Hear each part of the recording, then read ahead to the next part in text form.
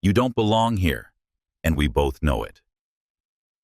The words cut through the luxury cabin like a blade, but what came next would echo around the world for years to come.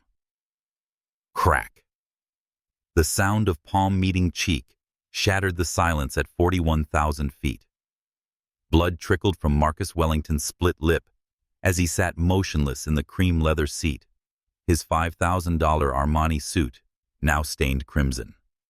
The blonde flight attendant Jessica Crawford stood trembling with rage, her hand still stinging from the impact. "Maybe now you'll show some respect," she snarled, chest heaving with self-righteous fury. 6 phones captured the assault from every angle. The footage would be viral within hours. But here's what Jessica Crawford didn't know, as she stood there drunk on her own perceived power. The elegant black man she'd just humiliated didn't just belong in that seat. He owned the entire aircraft. Marcus Wellington touched his bleeding lip with one manicured finger, then did something that made Jessica's blood freeze. He smiled a cold, calculated expression that held the promise of consequences she couldn't even imagine. Jessica Crawford, Employee ID, UA4729. He whispered, his voice carrying the quiet authority of someone who'd built an empire from nothing. "You just made the biggest mistake of your life." To understand the magnitude of Jessica's mistake, you need to know who Marcus Wellington really was. At 35, he stood as one of America's most powerful black entrepreneurs with a net worth of $4.2 billion that he'd built from absolutely nothing. Marcus had grown up in Detroit's Corktown neighborhood, where his mother Janet worked 3 jobs just to keep their tiny apartment. His father gone before Marcus could even say the word, Daddy. While other kids played video games, Marcus spent his afternoons at the public library, devouring books about airplanes and dreaming of a world beyond the cracked sidewalks and boarded-up buildings of his childhood. Baby, his mother would tell him every night as she tucked him into bed, exhausted from her shift at the diner, "Your brain is your ticket out of here. Don't you ever let anyone tell you that you don't belong somewhere." Those words would prove prophetic. At 17, Marcus earned a full scholarship to MIT, where he studied aerospace engineering while working nights at a campus cafeteria to send money home to his mother. His professors marveled at his intuitive understanding of aerodynamics and his ability to visualize complex aircraft systems in 3 dimensions. But it was his relentless work ethic that truly set him apart. After graduation, Marcus joined Boeing as a junior engineer, where he quickly made a name for himself by designing revolutionary fuel efficiency systems. But corporate America wasn't ready for a young black engineer who spoke up in meetings and challenged established protocols. Despite his innovations saving the company millions, he watched as white colleagues with half his talent received promotions he'd been passed over for. That's when Marcus made the decision that would change his life forever. At 26, he quit Boeing and used his $47,000 in savings to start Wellington Aerospace in a garage in Renton, Washington. His first client, a tech entrepreneur who needed a more efficient private jet for his growing business. Marcus didn't just modify the existing aircraft, he reimagined it from the ground up. His designs reduced fuel consumption by 23% while increasing cabin comfort and safety features. Word spread quickly through Silicon Valley's elite circles, and soon Marcus was fielding calls from billionaires who wanted their own Wellington-designed aircraft. But Marcus wasn't content with just modifying existing planes. He wanted to build them from scratch. Using profits from his modification business, he invested in advanced manufacturing facilities and hired the best engineers money could buy. Many of them people of color and women who, like him, had been overlooked by traditional aerospace companies. Wellington Aerospace's first original aircraft, the WA700, took flight on a crisp October morning in 2019. Marcus piloted it himself, tears streaming down his face as he thought about his mother who had passed away the year before from cancer. She never got to see her son's empire, but he knew she would have been proud. By 2024, Wellington Aerospace owned a fleet of 127 luxury aircraft that catered to the world's ultra-wealthy. Their client list read like a who's who of global power tech titans, oil barons, entertainment moguls, and political leaders. The company employed over 15,000 people across 12 countries and had secured a $2.8 billion contract with the Pentagon for next-generation military transport aircraft. Marcus had achieved something that many thought impossible. He'd built an aerospace empire that rivaled companies with century-long head starts. But success hadn't changed him. He still remembered every slight, every door slammed in his face, every time someone had looked at him and decided he didn't belong. Which is why on that fateful Tuesday morning, Marcus made a decision that would expose the rot festering within his own company. Instead of flying on his usual private aircraft with his personal crew, he decided to travel incognito on one of Wellington Aerospace's charter flights. He wanted to experience the service his customers received without the deference shown to the company's CEO. He booked passage on flight WA001, a Gulfstream G700 that he had personally designed and that bore his signature on every engineering blueprint. The irony was delicious. The CEO of Wellington Aerospace flying as an anonymous passenger on his own aircraft. What Marcus didn't expect was that this routine quality check would uncover a systematic problem that had been festering in his company for years. He certainly didn't expect that his decision to sit in seat 3A, deliberately choosing not to request the VIP section, would lead to the most consequential 30 minutes of his life. As Marcus settled into the handcrafted leather seat that he had personally selected during the aircraft's design phase, he had no idea that Jessica Crawford, the blonde flight attendant now preparing for takeoff, was about to give him a masterclass in how racism operates even at 41,000 feet. The hunt was about to begin. The Gulfstream G700 was a masterpiece of engineering and luxury, every detail reflecting Marcus's obsession with perfection. The cabin featured cream-colored leather seats that had been hand-stitched in Italy mahogany wood paneling, sourced from sustainable forests in Brazil, and state-of-the-art entertainment systems that Marcus had personally programmed. The aircraft could cruise at Mach 0.925 and had a range of 7,500 nautical miles, enough to fly non-stop from New York to Singapore. But as Marcus boarded flight WA001 that Tuesday morning, he wasn't thinking about the technical specifications or the $75 million price tag. He was focused on observing how his crew treated passengers they didn't recognize as VIPs. The passenger manifest was impressive, even by Wellington Aerospace standards. In seat 1A sat Senator Patricia Moore, a powerful Democrat from California, who chaired the Senate Transportation Committee.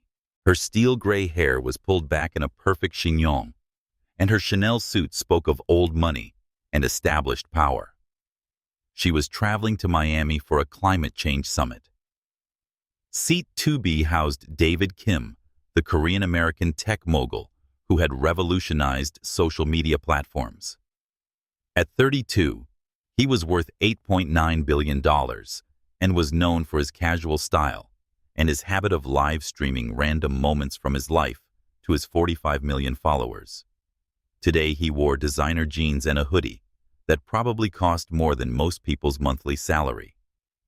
In seat 4A, Sarah Blackwood adjusted her massive diamond earrings and checked her Patek Philippe watch. The oil heiress had inherited her father's Texas petroleum empire and was flying to a board meeting where she would likely approve another pipeline that environmentalists were protesting. Her red hair was perfectly styled, and her attitude suggested she was accustomed to getting exactly what she wanted when she wanted it. Marcus had deliberately chosen seat 3A, positioning himself between the senator and the heiress. It wasn't the most prestigious seat on the aircraft that would be 1A or 1B, but it was comfortable and gave him a good view of the entire cabin. More importantly, It would test whether the crew provided equal service to all passengers or reserved their best efforts for recognized VIPs. As the passengers settled in, Marcus observed the crew's interactions with keen interest. Captain Rodriguez, a seasoned pilot with 23 years of experience, made his standard announcement about weather conditions and flight time. Co-pilot Lisa Zhang ran through safety procedures with professional efficiency. But it was Jessica Crawford who immediately caught Marcus's attention. Jessica was 28 years old, with the kind of California blonde beauty that opened doors and created opportunities. She had been working for Wellington Aerospace for 6 years, primarily on charter flights that catered to the ultra-wealthy. Her resume was impeccable. She spoke 3 languages, had a degree in hospitality management, and had consistently received excellent performance reviews.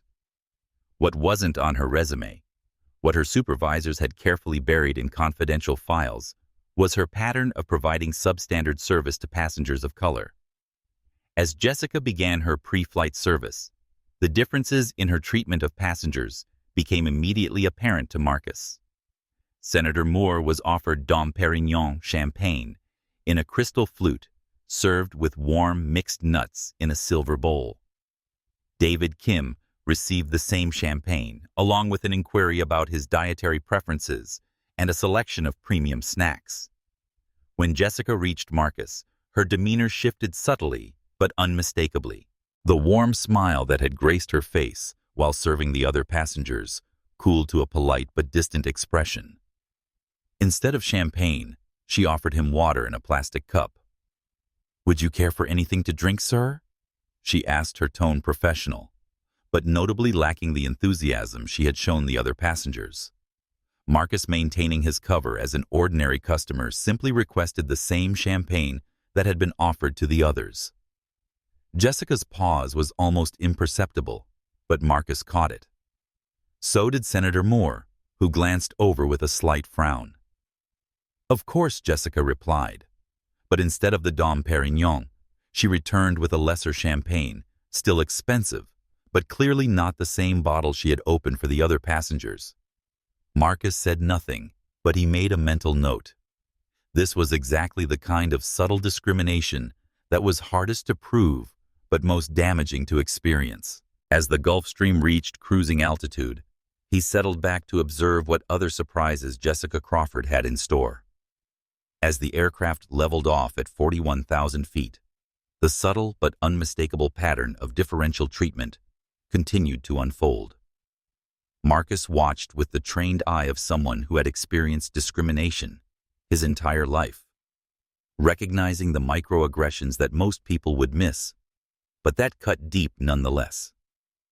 When Senator Moore requested the lunch menu, Jessica produced an elegant leather-bound booklet detailing the gourmet options prepared by Wellington Aerospace's Michelin-starred catering service. The menu featured items like seared Chilean sea bass with truffle risotto, Wagyu beef tenderloin with roasted vegetables, and a selection of artisanal cheeses from around the world. David Kim received the same treatment, with Jessica enthusiastically describing the chef's specialties and offering wine pairings from their premium collection. She even mentioned that they could accommodate any dietary restrictions or special requests. When Marcus politely asked to see the menu, Jessica's response was tellingly different. "We have chicken or beef available," she said curtly, without offering the leather-bound menu or mentioning any of the premium options. It was as if she assumed he couldn't afford or wouldn't appreciate fine dining. Marcus felt the familiar knot forming in his stomach, the same feeling he'd experienced as a college student, when professors assumed he was there on affirmative action rather than merit, or as a young engineer, when colleagues questioned whether he truly understood the technical concepts he'd actually helped develop. "I'd like to see the full menu, please," Marcus said calmly, his voice betraying none of the irritation building inside him. Jessica's smile became even more strained. "That menu is for our premium service level," she said, glancing meaningfully at Senator Moore and David Kim. "I'm sure you'll find our standard options quite satisfactory." The implication was clear and insulting. She had decided, based solely on his appearance, that he wasn't worthy of the same service as the other passengers. Senator Moore, who had been half listening to the exchange, now turned to stare openly at Jessica, her political instincts recognizing the discrimination playing out before her eyes. David Kim, still scrolling through his phone, looked up with interest. As someone who had faced his own share of prejudice in the tech world, he recognized what was happening. Without saying anything, he quietly activated his phone's recording app. Marcus maintained his composure, but inside his engineer's mind was cataloging every detail. This wasn't just poor customer service. This was systematic discrimination happening on an aircraft he owned by an employee he was ultimately responsible for.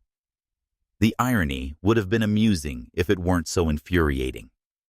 "I believe all passengers on this flight paid for the same service level," Marcus said, quietly, his tone still polite, but with an edge that made Jessica's eyes narrow. "Sir, I'm going to need to ask you not to create a disturbance," Jessica replied, her voice rising slightly. "If you're not satisfied with our standard service, perhaps you should consider flying with a different airline in the future." The comment hung in the air like a toxic cloud. Senator Moore's mouth fell open slightly. She had just witnessed a flight attendant essentially tell a paying passenger that he should take his business elsewhere because he had dared to request equal treatment. Marcus felt something cold and dangerous settle in his chest. This woman was not just discriminating against him personally. She was representing his company while doing it. Every moment of this interaction was a stain on the Wellington Aerospace brand he had built from nothing. But Marcus Wellington hadn't become a billionaire by losing his temper.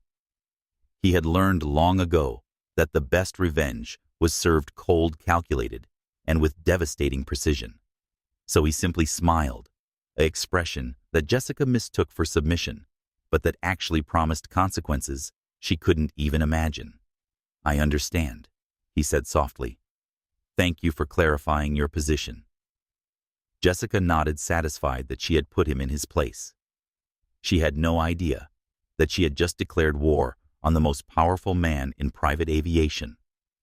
An hour into the flight, as the aircraft cruised smoothly through clear skies, Jessica Crawford made the decision that would change her life forever. Whether driven by power-drunk arrogance or deep-seated prejudice, she decided that Marcus Wellington needed to be put in his place more definitively. Marcus was reviewing quarterly reports on his tablet, financial documents that showed Wellington Aerospace's record-breaking performance when Jessica approached his seat with a demeanor that had shifted from dismissive to openly hostile. "Excuse me, sir," she said, her voice cutting through the cabin's peaceful atmosphere. "I need to see your boarding pass again." Marcus looked up from his tablet, his expression calm but alert. "Is there a problem? I need to verify that you're in the correct seat," Jessica replied, loud enough that every passenger in the cabin could hear. Senator Moore lowered her newspaper. David Kim paused his phone conversation. Sarah Blackwood turned from her window, diamond earrings catching the light as her head swiveled to watch the unfolding drama. Marcus handed over his platinum boarding pass without argument. Jessica studied it with the intensity of a forensic expert examining evidence, her scrutiny lasting far longer than necessary for a simple seat verification. "This seat is reserved for our executive platinum members only," she announced, her voice carrying a note of suspicion that suggested she believed the boarding pass was fraudulent. "I understand," Marcus replied calmly. "As you can see, I have an executive platinum pass." Jessica's eyes narrowed. "Do you?" "Because these seats cost $8,000 round trip. They're for business owners, company leaders, people who actually earn their way here through hard work and achievement." The words hit the cabin like a slap. Senator Moore set down her newspaper entirely, her political instincts recognizing a disaster in progress. David Kim's finger hovered over his phone's record button. Sarah Blackwood leaned forward, sensing drama. Marcus felt the familiar burn of discrimination, but this time it was mixed with something else, cold fury. This woman was questioning his right to sit in a seat on an aircraft that he had personally designed, using criteria that she had no authority to apply. "I'd like to see some identification and a credit card that matches this boarding pass."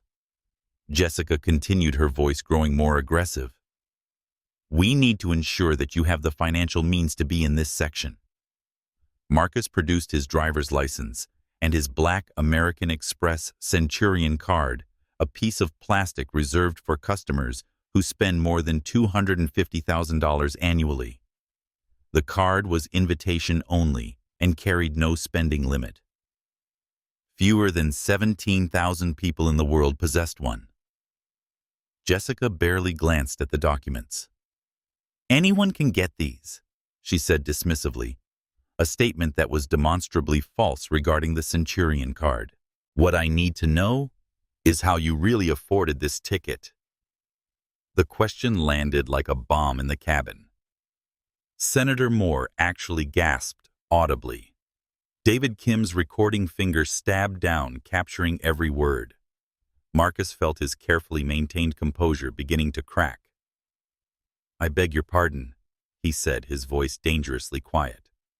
Jessica, emboldened by what she perceived as his defensive response, pressed forward. "Look, I don't know how you scammed your way into that boarding pass, or whether you're using some kind of affirmative action program to access services you can't actually afford. But I know your type." The phrase "your type" detonated through the cabin like a grenade. Senator Moore's hand flew to her mouth. David Kim's eyes widened as he realized he was witnessing a career-ending moment unfold in real time. Sarah Blackwood, despite her own privileged background, looked uncomfortable with the blatant racism being displayed. Marcus's fingers found the small platinum pin on his jacket lapel, a wing-shaped pin embedded with diamonds that bore the Wellington Aerospace logo. It was worth more than Jessica's annual salary, but she didn't recognize it. To her, it was just another piece of jewelry that a black man somehow shouldn't be able to afford. "You people always try to cheat the system." Jessica continued, her voice rising with each word. "You use fake credentials, play the race card, and demand special treatment that you haven't earned. Well, not on my flight." The cabin fell silent, except for the hum of engines. Marcus could feel the eyes of every passenger on him, waiting to see how he would respond to this public humiliation. In that moment, he made a decision that would echo through the aviation industry for years to come. "Jessica," he said quietly, his voice carrying an authority that made her step back instinctively. "You're making a very serious mistake." But Jessica was beyond reason now, drunk on her own perceived power and the adrenaline of putting someone she deemed inferior in their place. The only mistake here was letting someone like you on this aircraft in the first place. Marcus reached into his briefcase and withdrew a single document bearing the Wellington Aerospace letterhead. He placed it face down on his tray table, his movements deliberate and controlled. "I'm going to give you one chance to apologize and walk away," he said, his voice so quiet that the other passengers had to strain to hear. "One chance to recognize that you've crossed a line you can never uncross." Jessica glanced at the document, but was too angry to care about its contents. "I don't apologize to people who don't belong here," she snarled. "And I'm tired of pretending that you do." Marcus nodded slowly, as if Jessica had just confirmed something he had long suspected. Then he smiled, a cold, calculated expression that promised consequences beyond her imagination. "Thank you for clarifying your position," he said softly. "That will make what comes next much easier." What happened next would be dissected by civil rights lawyers, corporate executives, and social media commentators for months to come. Jessica Crawford, emboldened by what she perceived as Marcus's passivity, made the decision to publicly humiliate him in front of the cabin full of witnesses. "Ladies and gentlemen," she announced, turning to address the other passengers, "I apologize for this disruption to your flight. We're dealing with a passenger who refuses to follow crew instructions and may be traveling on fraudulent documentation. The accusation hung in the air like toxic gas. Senator Moore stood up from her seat, her face flushed with anger. "Excuse me, but this man has been nothing but polite. What exactly are you accusing him of?" Jessica whirled around, her blonde hair whipping across her shoulders. "Senator Moore, with all due respect, you don't understand what we're dealing with here. These people," she gestured toward Marcus, "they use every trick in the book to access services they can't afford. Fake credit cards, stolen boarding passes, intimidation tactics."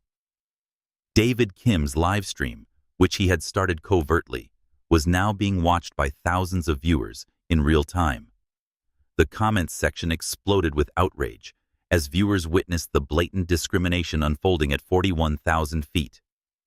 "This is exactly what's wrong with our society." Jessica continued, her voice rising to address the entire cabin. "We have quotas and diversity programs that give unqualified people access to opportunities they haven't earned, while hard-working Americans are pushed aside." Marcus felt something cold and dangerous settle in his chest. This wasn't just personal discrimination anymore. This was a public assault on his character, his achievements, and the achievements of every person of color who had ever succeeded despite systemic barriers. "You want to know the truth?" Jessica's voice cracked with emotion. Years of resentment and carefully nurtured prejudice pouring out like sewage from a broken pipe. People like him are destroying this country, taking jobs from qualified Americans through affirmative action programs, getting rich off lawsuits and government handouts, while real Americans struggle to make ends meet. Sarah Blackwood, despite her privileged background, looked genuinely shocked. "Ma'am, I think you're out of line here," she said hesitantly. "Out of line?" Jessica laughed bitterly. "I'm the only one here with the courage to say what everyone's thinking. He probably got that credit card through some diversity banking program.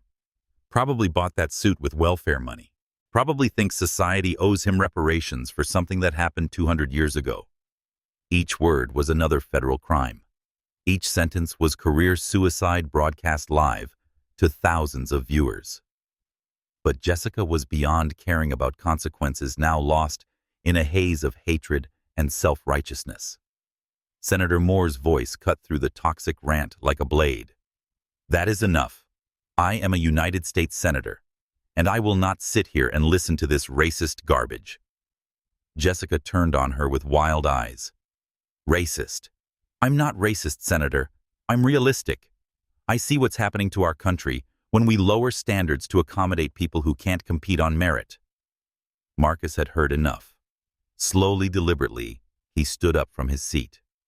At 6 feet 2 inches, he towered over Jessica, but his posture was calm, controlled, almost gentle. When he spoke, his voice was so quiet that the cabin fell silent to hear him. "Jessica Crawford, Employee ID, WA4729, he said, and something in his tone made her face go pale. "Hired January 8th, 2019. Current salary, $78,000 plus benefits. 3 previous discrimination complaints that management buried to protect the company's reputation." Jessica's mouth fell open. "How do you know?" Complaint number 1. Marcus continued, his voice still terrifyingly calm. "Michael Johnson, Flight WA445, April 2019. You told him that his first-class ticket must be stolen because people like him couldn't afford such luxury. Settlement, $45,000, buried by management." The cabin was dead silent now, every passenger transfixed by the revelation unfolding before them. Complaint number 2. Dr. Aisha Patel, Flight WA712, September 2021. You insisted that her medical credentials were fake and that she should be grateful for whatever service she received. Settlement, $67,000 also buried. Jessica's face had gone from pale to gray. You can't know this. These records are confidential. Complaint number 3. Marcus continued relentlessly. Professor Carlos Rodriguez, Flight WA-289, March 2022. You told him that affirmative action professors didn't deserve first-class treatment. Settlement $89,000. David Kim's live stream viewers had swelled to over 50,000, and the comments were flying so fast they were unreadable. Jessica Crawford, racist, was already trending on multiple platforms. Total settlements, $201,000. Marcus said, his voice growing stronger. Total number of complaints buried by management to protect company reputation, 17 across the entire fleet. System-wide discrimination that creates a hostile environment for passengers of color while enriching lawyers and traumatizing victims. Jessica was shaking now, her face a mask of confusion and growing terror. Who are you? She whispered. Marcus reached into his briefcase and withdrew a leather portfolio. From it, he extracted a photograph that made Jessica's legs buckle. Marcus Wellington shaking hands with the President of the United States at the signing ceremony for the Pentagon's $2.8 billion aerospace contract. I'm the man who signs your paychecks, Jessica, he said quietly. I'm the CEO of Wellington Aerospace. I'm the person who designed this aircraft, who hired you, and who has the power to fire you. The revelation hit the cabin like a nuclear bomb. Senator Moore's hand flew to her chest. David Kim's phone nearly slipped from his trembling fingers. Sarah Blackwood's diamond earrings caught the light as her head snapped toward Marcus in shock. But Jessica Crawford, still lost in her haze of hatred and disbelief, made the decision that would haunt her for the rest of her life. I don't care who you claim to be, she screamed, her voice cracking with hysteria. You're still just another.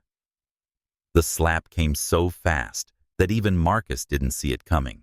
Jessica's hand connected with his cheek with a sound like a gunshot, the impact so violent that blood immediately welled on his lower lip. In that moment, Jessica Crawford had just committed a federal crime against one of the most powerful men in America, and 6 phones captured every second of it. Time seemed to freeze in the aftermath of the slap.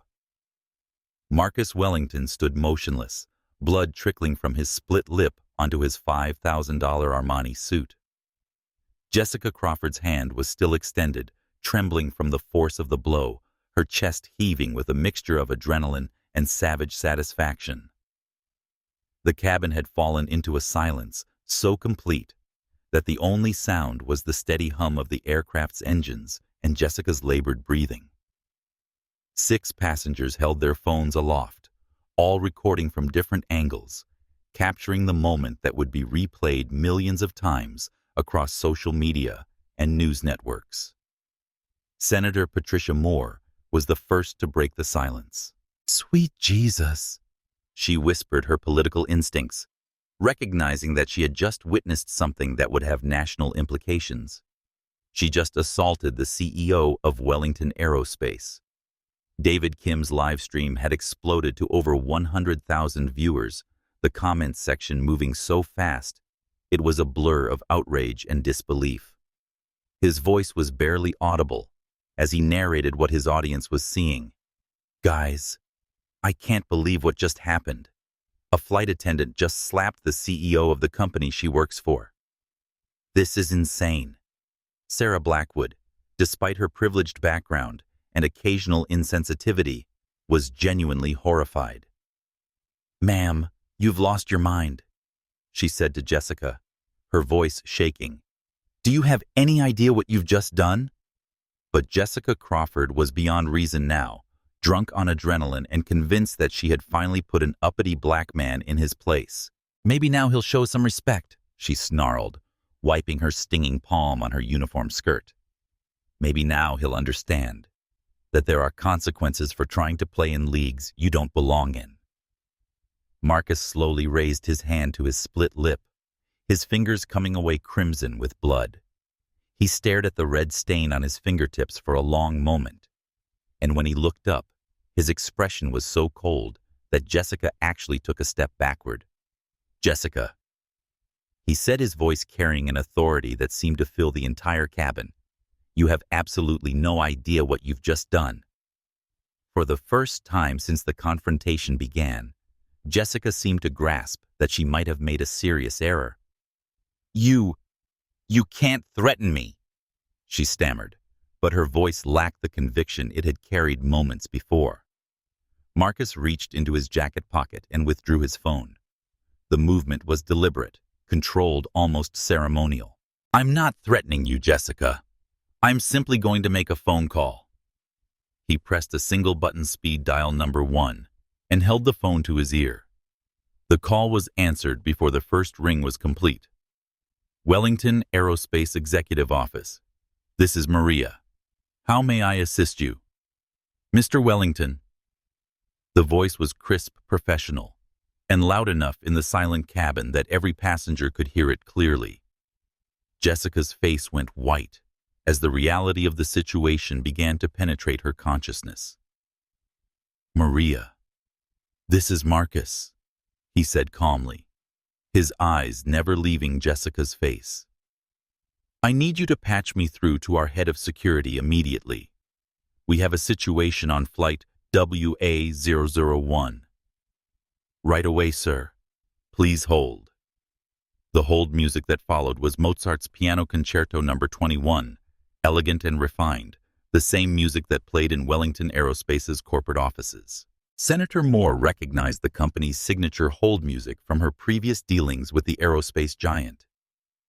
Jessica's legs were trembling now, her earlier bravado evaporating as the magnitude of her mistake became clear. "Mr. Wellington," she whispered, I didn't know." Marcus held up one finger for silence, his attention focused on the phone call. "Frank." "Yes, it's Marcus. I need a full background investigation on employee Jessica Crawford, ID number WA4729 immediately. Also, I need you to contact the FBI and inform them that I've been assaulted on one of our aircraft by a member of our crew." The word FBI hit Jessica like a physical blow. She grabbed the nearest seat back for support, her face now completely drained of color. "Yes, Frank," I said, "FBI. This constitutes assault on a private aircraft which falls under federal jurisdiction. I also want a complete review of all discrimination complaints that have been filed against our crew members in the past 5 years, particularly any that may have been settled quietly by management." Marcus paused, listening to the voice on the other end of the line. "No, Frank. I'm not injured seriously, but this incident has revealed systematic problems in our company that need to be addressed immediately. I want a full corporate investigation launched within the hour." He ended the call and slipped the phone back into his pocket, his movements still calm and controlled, despite the blood on his lip. When he looked at Jessica again, his expression was that of a predator who had cornered his prey. "The FBI will be waiting when we land, Jessica," he said quietly. "So will my legal team, our head of security, and quite possibly several news crews, since Mr. Kim's live stream has now been viewed by over 200,000 people." Jessica's legs finally gave out, and she collapsed into the nearest empty seat, her career and her life crashing down around her. While Jessica Crawford sat in stunned silence, David Kim's live stream was creating a digital wildfire that would consume her life within hours. The tech mogul's 45 million followers were sharing the footage at unprecedented rates, and the video was simultaneously spreading across every major social media platform. "Oh my God, guys," David whispered into his phone, his voice barely audible, but carrying to his massive audience. "I think we just witnessed the most insane case of workplace racism ever caught on camera. This woman just slapped her own CEO." The hashtag Jessica Crawford racist was trending worldwide within 20 minutes. Wellington Aerospace was climbing the charts as people searched for information about the company and its CEO. Slapped CEO became the #1 trending topic in the United States within half an hour. On Twitter, the reactions were swift and brutal. Holy shit! Did y'all see this flight attendant slap her own CEO because she thought he was too black to afford first class? The audacity. 47K retweets. This is what systemic racism looks like. She felt so comfortable discriminating that she did it in front of senators and cameras. How many people has she done this to when no one was watching? 89K retweets. Marcus Wellington is worth $4.2 billion and designed the plane she's working on. She really thought she could slap the owner of the entire company. The delusion is astronomical. 156K retweets. Celebrity reactions were pouring in by the minute. Oprah Winfrey tweeted, "Watching this video breaks my heart." In 2024, successful Black Americans are still being told they don't belong. Praying for healing and justice. LeBron James posted, "This is why we can't stop talking about racism. Success doesn't protect you from ignorance." Respect to Marcus Wellington for keeping his composure. I would have been thrown off that plane. CNN's breaking news alert flashed across millions of screens. Private jet racism. Flight attendant caught on video assaulting CEO of aerospace company in apparent hate crime incident. Fox News led with shocking footage. Workplace discrimination escalates to violence on luxury aircraft. The BBC's international coverage focused on the broader implications. American racism scandal highlights ongoing workplace discrimination issues in corporate America. But it wasn't just the mainstream media picking up the story. Legal experts were already weighing in on the potential charges Jessica Crawford could face. Former federal prosecutor Sarah Chen appeared on MSNBC within 2 hours of the incident. This is a slam-dunk federal hate crime case. Assault on an aircraft, civil rights violations, workplace discrimination. She's looking at serious federal prison time. Meanwhile, civil rights leaders were using the incident to highlight broader issues. Reverend Al Sharpton tweeted, "This video shows what Black Americans face every day, even those who have achieved the highest levels of success. Racism doesn't care about your bank account." The NAACP issued a statement within 3 hours. The assault on Marcus Wellington demonstrates that no Black American, regardless of their achievements or status, is immune from the poison of racial prejudice. We commend Mr. Wellington for his dignity in the face of this outrageous attack. Back on the aircraft, Jessica Crawford sat in her seat like a statue watching her life implode in real time through the other passengers' phones. Senator Moore was fielding calls from her staff about the political implications of being a witness to the incident. Sarah Blackwood was texting furiously with her public relations team, making sure her family's business interests weren't negatively associated with the scandal. But Marcus Wellington remained eerily calm, occasionally dabbing at his split lip with a tissue while reviewing documents on his tablet, as if nothing had happened. His composure was more terrifying than any display of anger could have been, because it suggested a man who was already planning his next moves with the cold calculation of someone who hadn't built a $4.2 billion empire by being emotional. The viral video had turned Jessica Crawford into the most hated woman in America within hours, but Marcus Wellington was just getting started with her destruction. As Flight WA-001 continued its journey toward Miami, the true scope of Jessica Crawford's mistake was becoming clear to everyone except Jessica herself. She sat in shocked silence, her blonde hair disheveled and her uniform wrinkled, while the most powerful passengers in the cabin fielded phone calls about the incident that was already reshaping the national conversation about racism. Marcus Wellington, meanwhile, was conducting business with the calm efficiency that had made him a billionaire. His split lip had stopped bleeding, but the crimson stain on his white shirt served as a constant reminder of the assault. He opened his laptop and began typing, his fingers moving across the keyboard with the precision of someone who had built an empire through attention to detail. "Excuse me, Mr. Wellington," Senator Moore said hesitantly, approaching his seat. "I want you to know that as a witness to this incident, I'll do everything in my power to ensure that justice is served. What happened here today is completely unacceptable." Marcus looked up from his laptop, his expression grateful but weary. "Thank you, Senator Moore. I appreciate your support, but honestly, this isn't the first time something like this has happened. It's just the first time it's been caught on camera with this many witnesses." The admission hit the cabin like a physical blow. David Kim, still streaming to his audience, spoke into his phone. "Guys, Marcus Wellington just said this isn't the first time he's experienced discrimination. This is a man worth $4.2 billion, and he's still dealing with racism.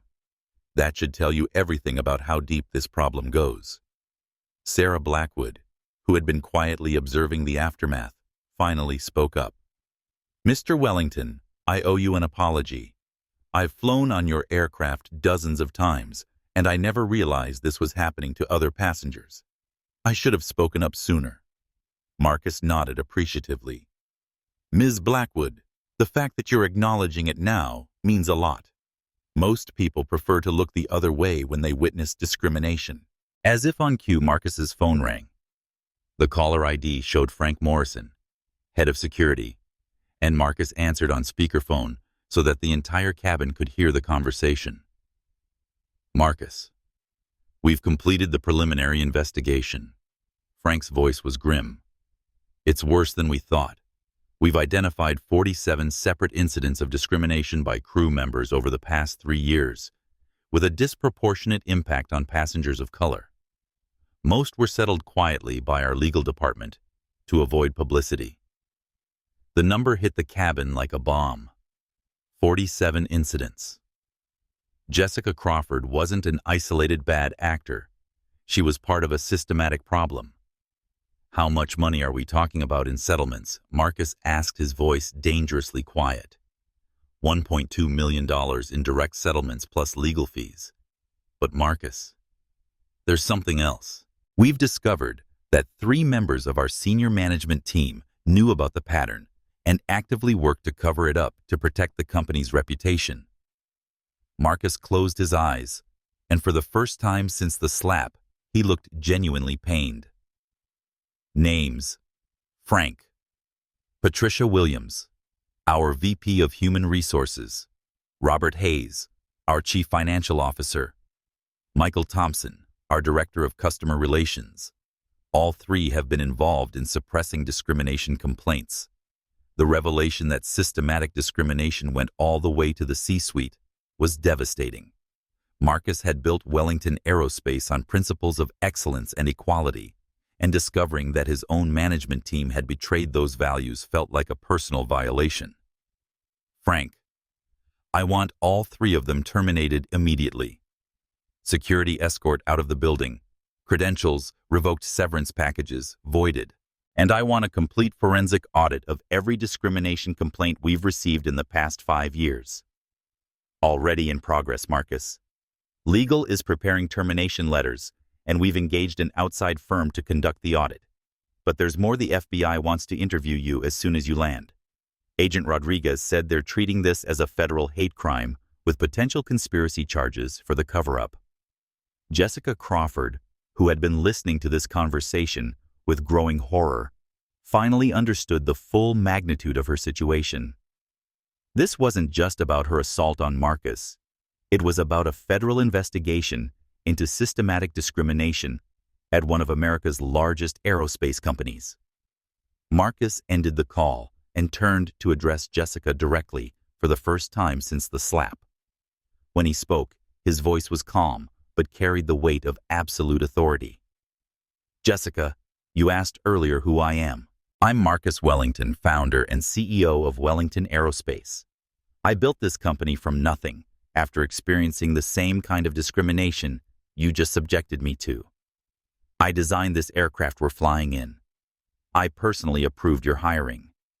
And I just learned that you're part of a systematic pattern of racism that has infected my company at the highest levels. Jessica's face was ashen. Mr. Wellington, I didn't know. You didn't know because you didn't want to know.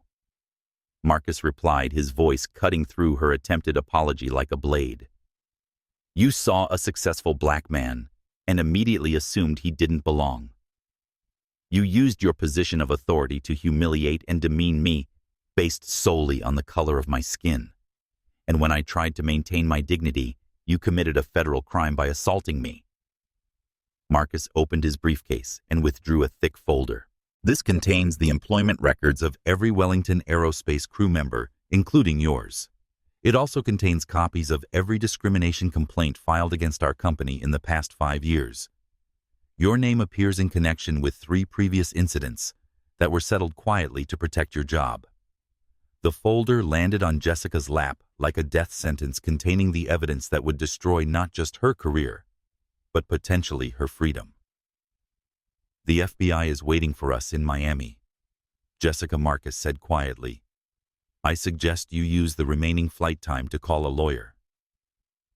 As the Gulfstream G700 continued its journey through clear skies, Marcus Wellington decided it was time to give Jessica Crawford and his impromptu audience of millions watching David Kim's live stream a complete understanding of exactly whom she had chosen to assault.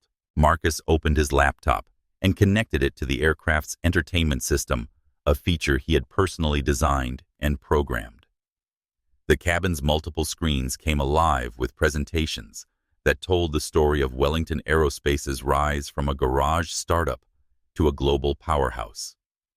Ladies and gentlemen, Marcus said, his voice carrying the authority of someone accustomed to commanding boardrooms filled with the world's most powerful people. Since this incident has already become a matter of public interest, I think it's important that you understand the full context of what happened here today. The first slide showed a timeline of Wellington Aerospace's growth, from Marcus's $47,000 investment in 2016 to the company's current valuation of $8.7 billion. Revenue had grown from $0 to $2.3 billion annually. The company employed 15,000 people across 12 countries and maintained the largest fleet of luxury aircraft in the world. This company exists because I refuse to accept that someone else's prejudice should limit my potential. Marcus continued, his eyes fixed on Jessica, who was staring at the screens in growing horror. Every aircraft in our fleet, every innovation we've developed, every job we've created, all of it started because I believed that excellence should be colorblind. The next slide showed the Gulfstream G700's technical specifications, with Marcus's signature on every engineering blueprint. This aircraft we're flying in represents 3 years of my life. I designed the aerodynamic profile that allows us to cruise at Mach 0.925. I developed the fuel efficiency systems that give us a 7,500 nautical mile range. I personally selected every material used in this cabin, from the Italian leather to the Brazilian mahogany. David Kim's live stream audience had swelled to over 300,000 viewers, with comments pouring in from around the world. Engineering students were sharing the stream with professors. Business schools were pausing classes to watch. The story had transcended social media and become a real-time case study in corporate leadership and crisis management. The entertainment system you're watching right now, Marcus gestured to the screens. I wrote the code, the pressurization system keeping us alive at 41,000 feet, my patent filed in 2018. The turbulence-reducing technology that's made this one of the smoothest flights you've ever experienced. My innovation based on research I conducted at MIT 15 years ago. Senator Moore was taking notes, furiously recognizing that she was witnessing something historically significant. As chair of the Senate Transportation Committee, she had oversight responsibilities for the aviation industry, and Marcus's presentation was revealing the depth of innovation happening in American aerospace. The next slide showed Wellington Aerospace's client list, and the names read like a who's who of global power. Tech moguls, entertainment icons, heads of state, Fortune 500 CEOs, all trusted their lives to aircraft designed and maintained by Marcus's company. Jeff Bezos flies on Wellington aircraft. Marcus continued. So does Elon Musk, though he'll never admit it publicly. The King of Saudi Arabia has 3 of our jets. The Prime Minister of Japan uses our diplomatic transport series. When the ultra-wealthy need to travel safely and luxuriously, they call Wellington Aerospace. But it was the next slide that truly demonstrated the scope of Marcus's influence. A map of the world showed Wellington Aerospace's government contracts, $2.8 billion, with the Pentagon for next-generation military transport, $1.1 billion, with NATO for reconnaissance aircraft, $650 million, with the Department of Homeland Security for border patrol planes. We're not just a luxury aviation company, Marcus explained, his voice growing stronger with each revelation. We're a critical component of America's national security infrastructure. The surveillance aircraft protecting our borders, Wellington Aerospace. The transport planes carrying humanitarian aid to disaster zones, our design. The reconnaissance jets gathering intelligence on terrorist organizations, our innovation. Jessica Crawford was hyperventilating now, her breathing shallow and rapid, as the full magnitude of her mistake became clear. She hadn't just slapped a successful businessman, she had assaulted someone whose companies were integral to American national security. The final slide was a photograph of Marcus standing next to the President of the United States at the White House, both men smiling as they signed the Pentagon contract. The image had been taken just 6 months earlier, and Marcus looked relaxed and confident, clearly comfortable in the halls of power. This photograph was taken when we signed our latest defense contract. Marcus said, his voice now carrying an edge that made Jessica flinch. The President personally thanked me for Wellington Aerospace's contributions to American security and innovation. He called our work essential to maintaining America's technological superiority in an increasingly competitive world. Marcus closed the laptop and turned to face Jessica directly. So when you decided that I didn't belong in first class, when you questioned my right to be here, when you assaulted me for having the audacity to expect equal treatment, you weren't just attacking me personally. You were attacking someone whose innovations protect this country, whose companies employ 15,000 American workers, whose technologies have revolutionized an entire industry. The cabin was dead silent, except for the sound of Jessica's labored breathing and the steady hum of engines that Marcus had helped design. But here's what's most important about everything I've just shown you. Marcus continued, his voice softening slightly. None of it should matter. I shouldn't have to prove my worth through net worth or government contracts or presidential photographs. I should be treated with dignity and respect because I'm a human being who purchased a ticket for this flight. Senator Moore nodded emphatically. Mr. Wellington is absolutely right. The issue here isn't that Ms. Crawford discriminated against a billionaire CEO. It's that she discriminated against a paying passenger based on his race. That's unacceptable, regardless of the victim's social status. David Kim spoke into his phone, addressing his audience. This is what systemic racism looks like, guys. Even when you achieve everything, America says you should achieve wealth, success, innovation, service to your country. You can still be treated like you don't belong.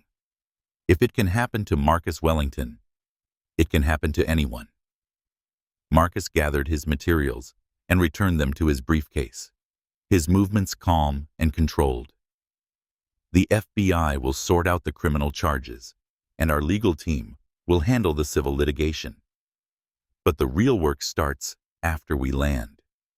Wellington Aerospace is going to become the model for how American companies address discrimination. Not because we were perfect, but because we were willing to confront our failures and fix them. As the aircraft began its descent toward Miami, Jessica Crawford realized that her 30-second act of hatred had just triggered a corporate transformation that would reshape the entire aviation industry. She had slapped the wrong man at the wrong time in the wrong place, and the consequences would echo for years to come. The hunt was no longer just about her. It was about systematic change that would protect millions of future passengers from experiencing what Marcus Wellington had endured at 41,000 feet. As Flight WA-001 began its descent toward Miami International Airport, Marcus Wellington's phone was buzzing constantly with updates from his security team. Each new piece of information painted a darker picture of the systematic discrimination that had been festering within his company. Frank Morrison, Wellington Aerospace's head of security, called with another update that Marcus put on speaker, so the entire cabin could hear the scope of the investigation unfolding in real time. Marcus, we've completed the deep dive into employee complaints, and it's worse than we initially thought. Frank's voice was grim. We've identified 63 separate incidents of discrimination over the past 4 years, not 47. And there's a clear pattern of targeting passengers of color, particularly successful black professionals. Senator Moore leaned forward, her political instincts recognizing the explosive nature of these revelations. Mr. Morrison, this is Senator Patricia Moore. Are you saying that Wellington Aerospace has been systematically discriminating against minority passengers? Senator, with respect, I'm saying that certain employees within Wellington Aerospace have been engaging in discriminatory behavior, and certain members of management have been covering it up. Mr. Wellington was unaware of the scope of the problem until today. Marcus's jaw tightened. Frank, I want names, dates, and dollar amounts for every single incident. And I want to know how Patricia Williams, Robert Hayes, and Michael Thompson managed to hide this from me for 4 years. Already compiled, sir. Williams created a separate budget line item for customer service settlements that was buried in our operational costs. Hayes signed off on the payments without reporting them to the board. Thompson created a policy of offering passengers goodwill vouchers for future flights instead of cash settlements, which kept the incidents off our legal department's radar. David Kim's live stream audience was now approaching 400,000 viewers, with major news networks beginning to simulcast portions of his feed. The tech mogul provided running commentary for his massive audience. This is incredible, guys. We're watching a corporate investigation happen in real time. These executives weren't just enabling racism, they were actively covering it up. The next revelation was even more damaging. Frank Morrison's voice continued. Marcus, we've also discovered that the discrimination training program you mandated 3 years ago was never actually implemented. Thompson's department created fake documentation showing that employees had completed the training, but the sessions never happened. Marcus closed his eyes, and for the first time since the assault, he looked genuinely pained.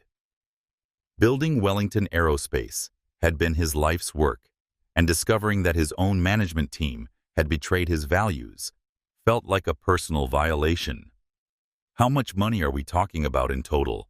Marcus asked, his voice dangerously quiet. Direct settlements, $2.1 million. Legal fees, $890,000. Vouchers and compensation, $1.3 million. Total cost of covering up discrimination, $4.3 million over 4 years. Sarah Blackwood, who had been listening to the revelations with growing horror, finally spoke up. Mr. Wellington, I've been flying with your company for 5 years. I've seen incidents that I thought were just poor customer service. Now I realize I was witnessing discrimination and did nothing to stop it. Her admission opened a floodgate of guilty conscience from the ultra-wealthy passengers who had been unconsciously complicit in the discrimination they witnessed. I remember a flight last year. She continued, her voice shaking slightly. A young black doctor was questioned about his medical degree by a flight attendant, who insisted he couldn't be a real doctor at his age. I thought it was inappropriate, but I didn't say anything. Senator Moore nodded grimly. This is how systematic discrimination perpetuates itself. Good people witness bad behavior and convince themselves it's not their responsibility to intervene. Marcus was taking notes on his tablet, documenting everything for the federal investigation that would begin the moment they landed. Frank, I want you to contact every passenger who filed a discrimination complaint in the past 5 years. Offer them full restitution, plus punitive damages, plus first-class travel vouchers for life. And I want personal apology letters from me to every single one of them. Already drafted, sir. Legal estimates the total compensation package will be approximately $15 million. Pay it, Marcus said without hesitation. And establish a $50 million fund for future discrimination claims. I want it to be so expensive to discriminate that it becomes economically impossible. Jessica Crawford, who had been listening to this conversation with growing terror, finally understood that she wasn't just facing individual criminal charges, she was part of a systematic conspiracy that could result in federal racketeering charges. As the aircraft touched down at Miami International, Marcus Wellington was no longer just seeking justice for his own assault. He was launching a corporate revolution that would transform how American companies address workplace discrimination. The FBI agents waiting on the tarmac weren't just there to arrest Jessica Crawford. They were there to begin one of the largest corporate civil rights investigations in American history. The wheels of flight WA-001 touched down on the tarmac at Miami International Airport with unusual precision, a testament to the engineering excellence that Marcus Wellington had built into every aspect of his aircraft. But as the Gulfstream G700 taxied toward the private terminal, the real turbulence was just beginning for the systematic discrimination that had been exposed at 41,000 feet. Through the aircraft's windows, passengers could see the welcoming committee that Marcus's security team had assembled FBI agents in bulletproof vests, Wellington Aerospace executives in black SUVs, and news crews with satellite trucks that had already begun broadcasting live coverage of what media outlets were calling the slap heard around the world. But before the authorities boarded, Marcus Wellington had one more revelation that would complete Jessica Crawford's understanding of how deep the conspiracy ran within his own company. Ladies and gentlemen, Marcus announced, his voice carrying the weight of someone who had built an empire and was now watching it undergo emergency surgery. Before we disembark, I want to share with you the final piece of information my security team has uncovered. He opened his laptop once more, and the cabin's screens displayed a document that made Jessica Crawford's face go completely white. An internal memo dated just 6 months earlier. This memorandum was written by Patricia Williams, our former VP of Human Resources. Marcus began, his voice steady despite the rage building behind his eyes. The subject line reads, "Managing passenger relations, maintaining standards without incidents." Marcus began reading from the document, his voice growing colder with each sentence. Recent complaints from certain passenger demographics require careful management to protect company reputation. Flight crews should be reminded that first-class service levels are designed for our traditional client base. While we cannot openly refuse service to passengers who may not fit our usual demographic profile, crews should use discretion in applying service standards. Senator Moore actually gasped audibly. That's a smoking gun for systematic discrimination. They were instructing employees to provide different levels of service based on passenger demographics. David Kim's live stream audience exploded with outrage as viewers realized they were witnessing evidence of institutionalized racism being read aloud by the CEO himself. Comments were flowing so fast, they were unreadable. Lawsuit federal crime shut them down, but Marcus wasn't finished with his devastating revelations. The memo continues. Staff should be particularly mindful when passengers of color present premium service credentials, as these may not always reflect the individual's actual financial capacity or social status. When in doubt, crews should err on the side of caution by providing standard service levels rather than risking complaints from our core clientele. The document was essentially a manual for racial profiling, written by Wellington Aerospace's own HR department and distributed to crew members as official company policy.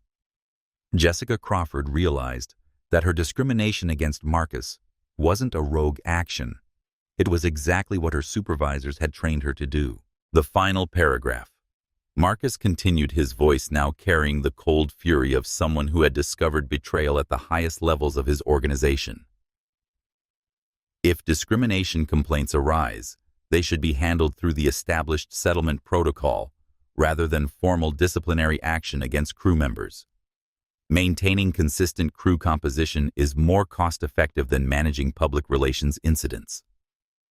The implication was clear, and damning Wellington Aerospace's management had calculated that paying discrimination settlements was cheaper than actually stopping discrimination. They had turned racism into a business decision. Frank Morrison's voice crackled through the aircraft's communication system. One final time, Marcus, we've just completed interviews with the 3 executives you terminated. Williams has confessed to implementing the discriminatory service protocols. Hayes admits to hiding the settlement costs in the budget. Thompson has provided documentation showing that the fake diversity training program was approved by all 3 of them. Marcus nodded grimly. Frank makes sure that everything they've told you is documented for the federal prosecutors. These aren't just employment violations. They're civil rights crimes. Jessica Crawford was now hyperventilating, her breathing shallow and rapid, as she realized that she was part of a conspiracy that went far beyond her individual actions. The discrimination she had perpetrated against Marcus wasn't a moment of personal prejudice. It was the predictable result of a systematic program designed to make passengers of color feel unwelcome. Mr. Wellington, she whispered, her voice barely audible. I was just following the protocols we were taught. Marcus turned to look at her directly, and his expression was simultaneously sympathetic and implacable. Jessica, the fact that you were following orders doesn't excuse what you did to me or to the other passengers you've discriminated against over the years. But it does mean that your supervisors bear criminal responsibility for creating the environment that encouraged your behavior. Senator Moore was furiously taking notes, recognizing that the systematic discrimination Marcus had uncovered had implications far beyond aviation. Mr. Wellington, how many other companies do you think have similar unofficial policies? Senator, I suspect this is just the tip of the iceberg, Marcus replied. When executives calculate that discrimination settlements are cheaper than equal treatment, they create systems that incentivize prejudice. This isn't about individual bad actors, it's about corporate cultures that enable and profit from racism. As the aircraft came to a complete stop, Marcus gathered his materials and prepared to face the media storm that would define his company's future. The FBI investigation will focus on the criminal aspects of this conspiracy. Our internal investigation will focus on making sure that nothing like this ever happens again. And our civil rights lawyers will focus on compensating every person who was harmed by the system we allowed to exist. Through the windows, they could see FBI agent Rebecca Torres approaching the aircraft, her federal credentials clearly visible. Behind her followed a procession of law enforcement officers, prosecutors, and investigators who would spend the next several months unraveling the systematic discrimination that had infected one of America's most successful aerospace companies. Jessica Crawford was about to become the public face of corporate racism. But the real criminals were the executives who had created the system that turned her prejudices into company policy. The revolution was about to begin.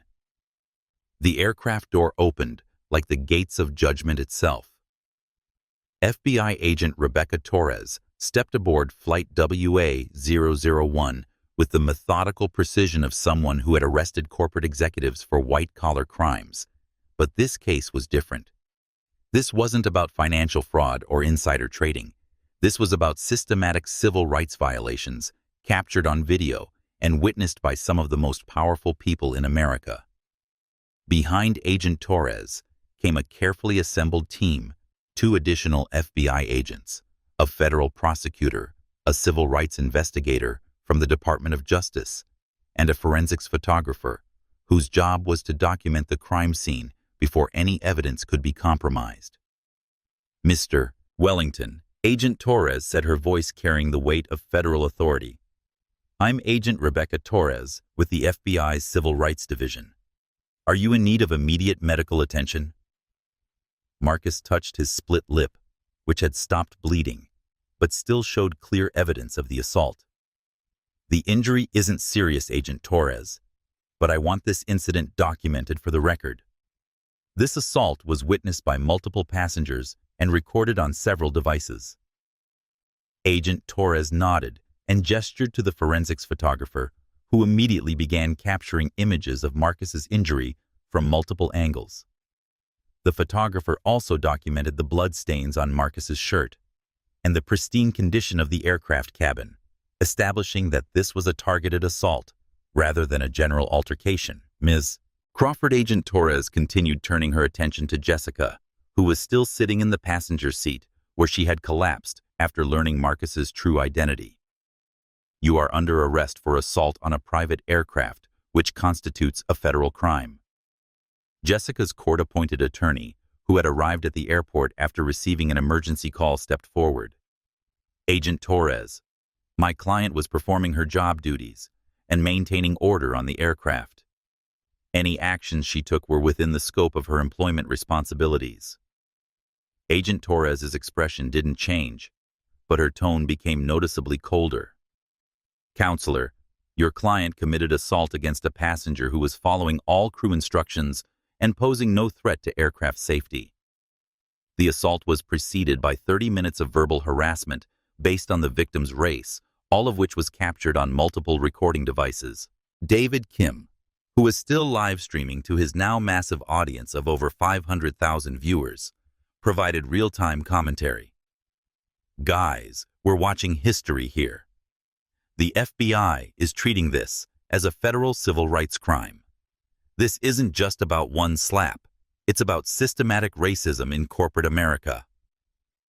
Senator Moore approached Agent Torres with her own credentials. "Agent Torres, I'm Senator Patricia Moore, and I was a direct witness to this incident. Ms. Crawford engaged in clearly discriminatory behavior for over 30 minutes before the assault occurred. She made explicitly racist statements that I believe constitute hate speech." Agent Torres accepted Senator Moore's business card and made notes in her field book. "Senator, we'll need a formal statement from you as soon as possible. Federal prosecutors take civil rights violations very seriously, especially when they occur in interstate commerce." The phrase interstate commerce made Jessica's lawyer visibly wince. Federal jurisdiction over civil rights crimes was strongest when they occurred in situations involving interstate travel, and a flight from New York to Miami clearly qualified. "Ms. Crawford," Agent Torres continued, removing handcuffs from her belt, "you have the right to remain silent. Anything you say can and will be used against you in a court of law. You have the right to an attorney.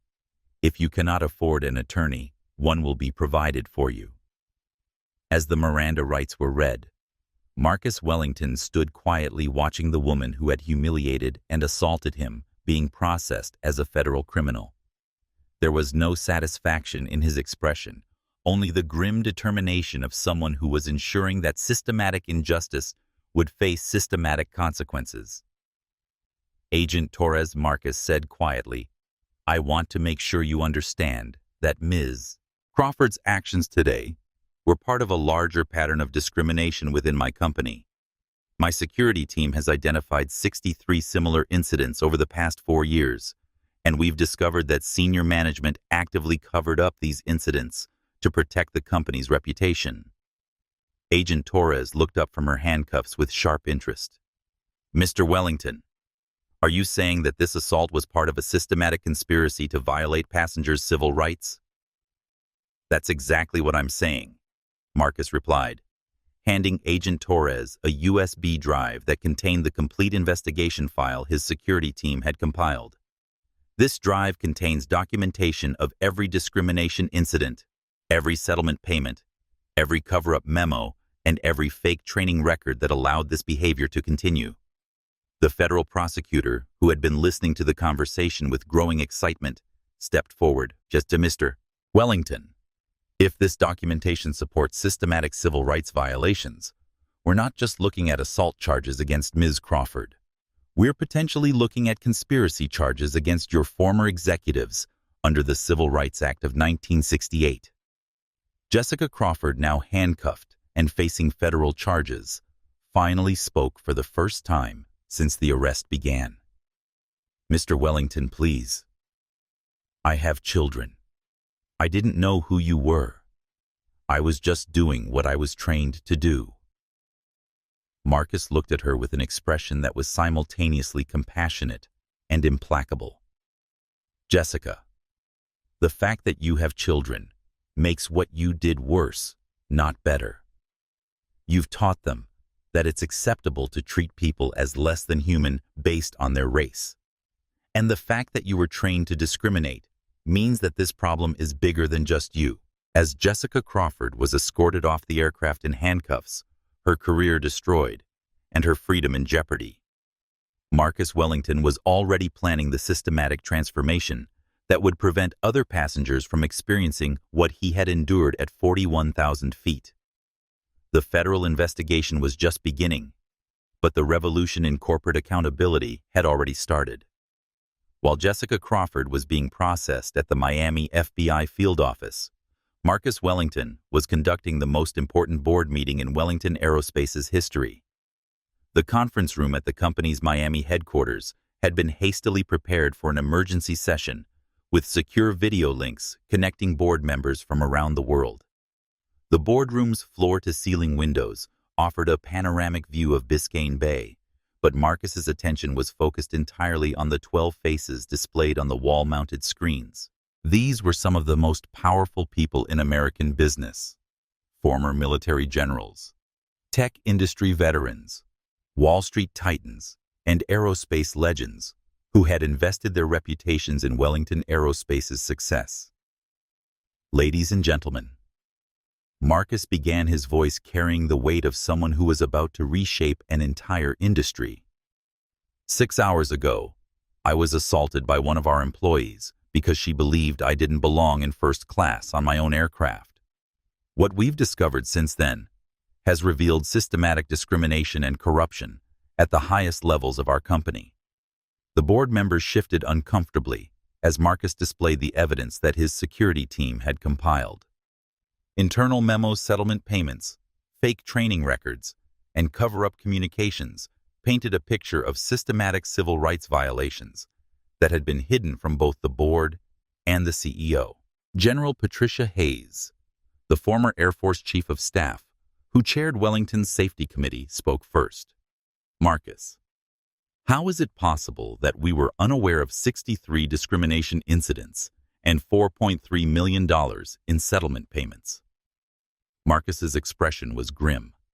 Patricia Williams, Robert Hayes, and Michael Thompson created a systematic conspiracy to hide these incidents from board oversight. They classified discrimination settlements as customer service expenses and buried them in operational costs.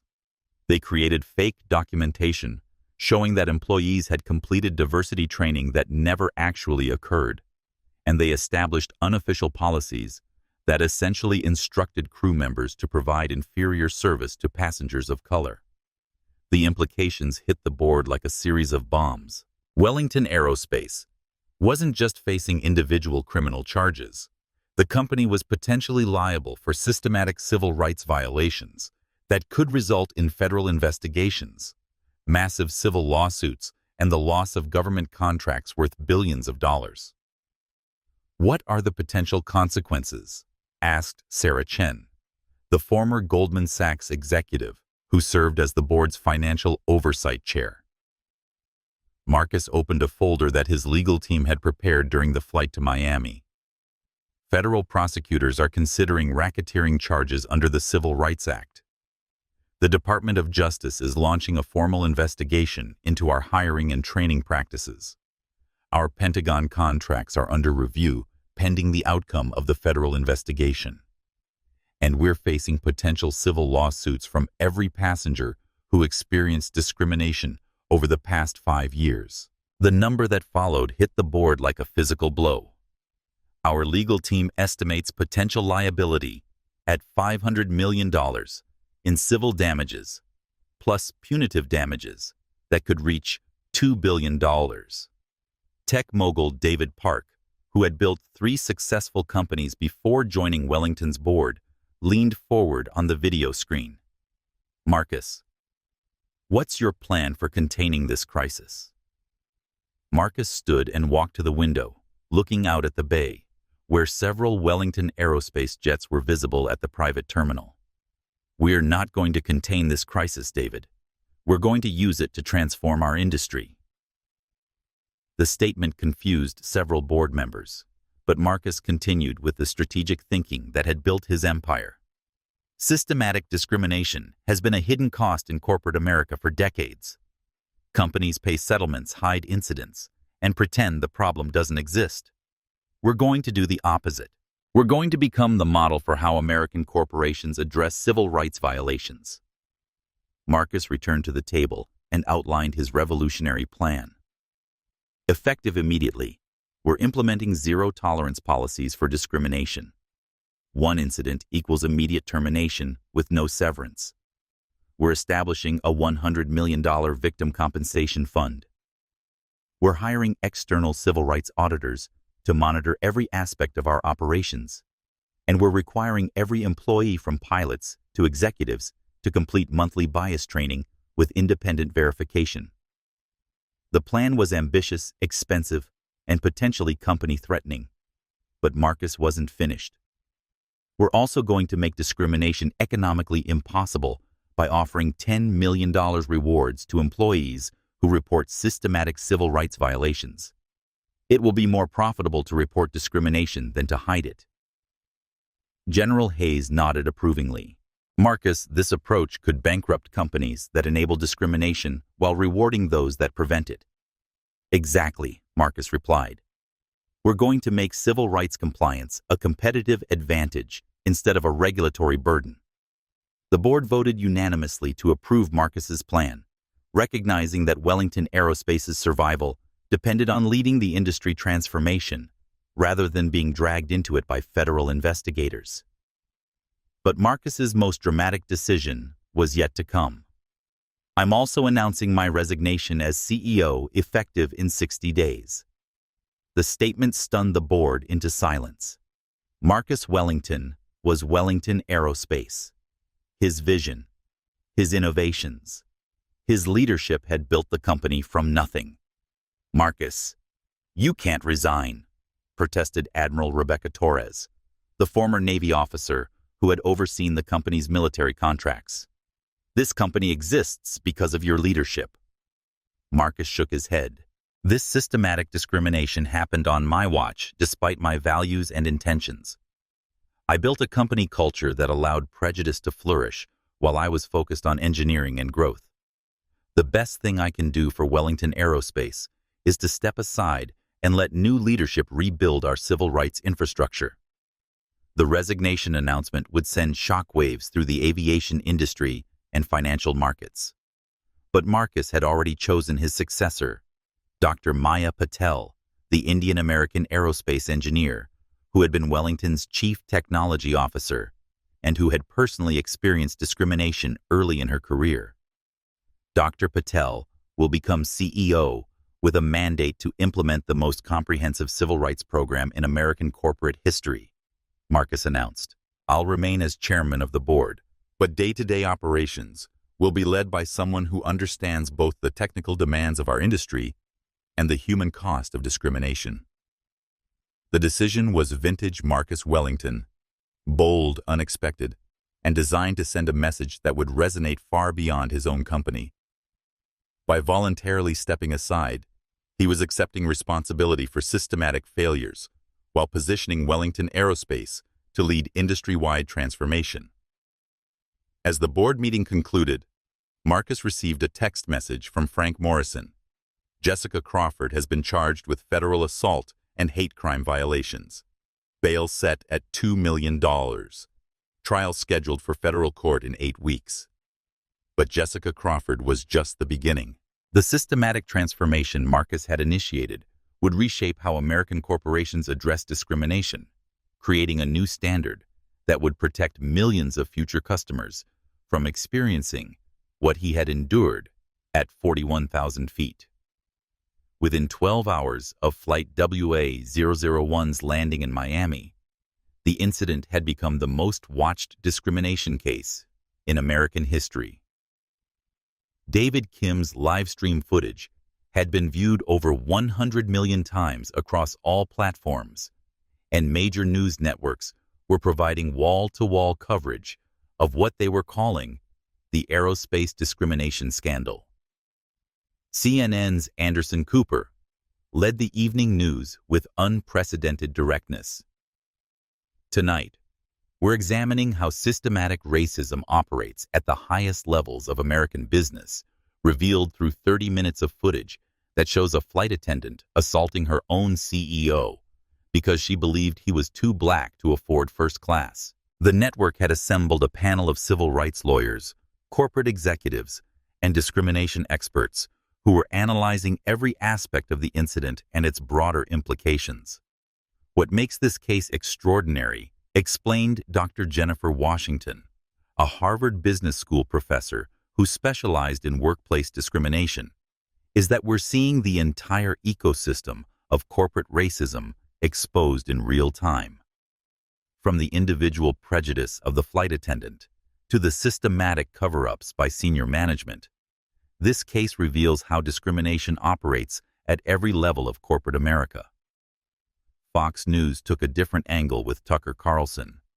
Focusing on the economic implications, Marcus Wellington built a $4.2 billion company that employs 15,000 Americans and holds critical defense contracts.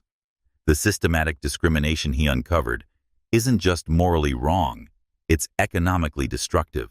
When companies waste resources on settlement payments and cover-ups instead of investing in actual productivity, everyone loses. International coverage was equally intense. The BBC's coverage focused on the global implications.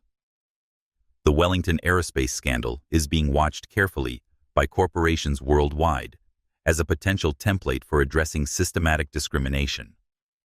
If Marcus Wellington's reforms succeed in eliminating discriminatory practices while maintaining profitability, other companies may be forced to adopt similar measures or risk being seen as enablers of racism. Social media reactions were swift and polarized, but overwhelmingly supportive of Marcus Wellington's response. Wellington Standards became the top trending hashtag globally, with millions of users sharing their own experiences of workplace and service discrimination. Oprah Winfrey's Instagram post, which received 12 million likes within 6 hours, captured the emotional impact. Watching Marcus Wellington maintain his dignity while being assaulted for the crime of being successful, while Black reminded me why we can never stop fighting for equality.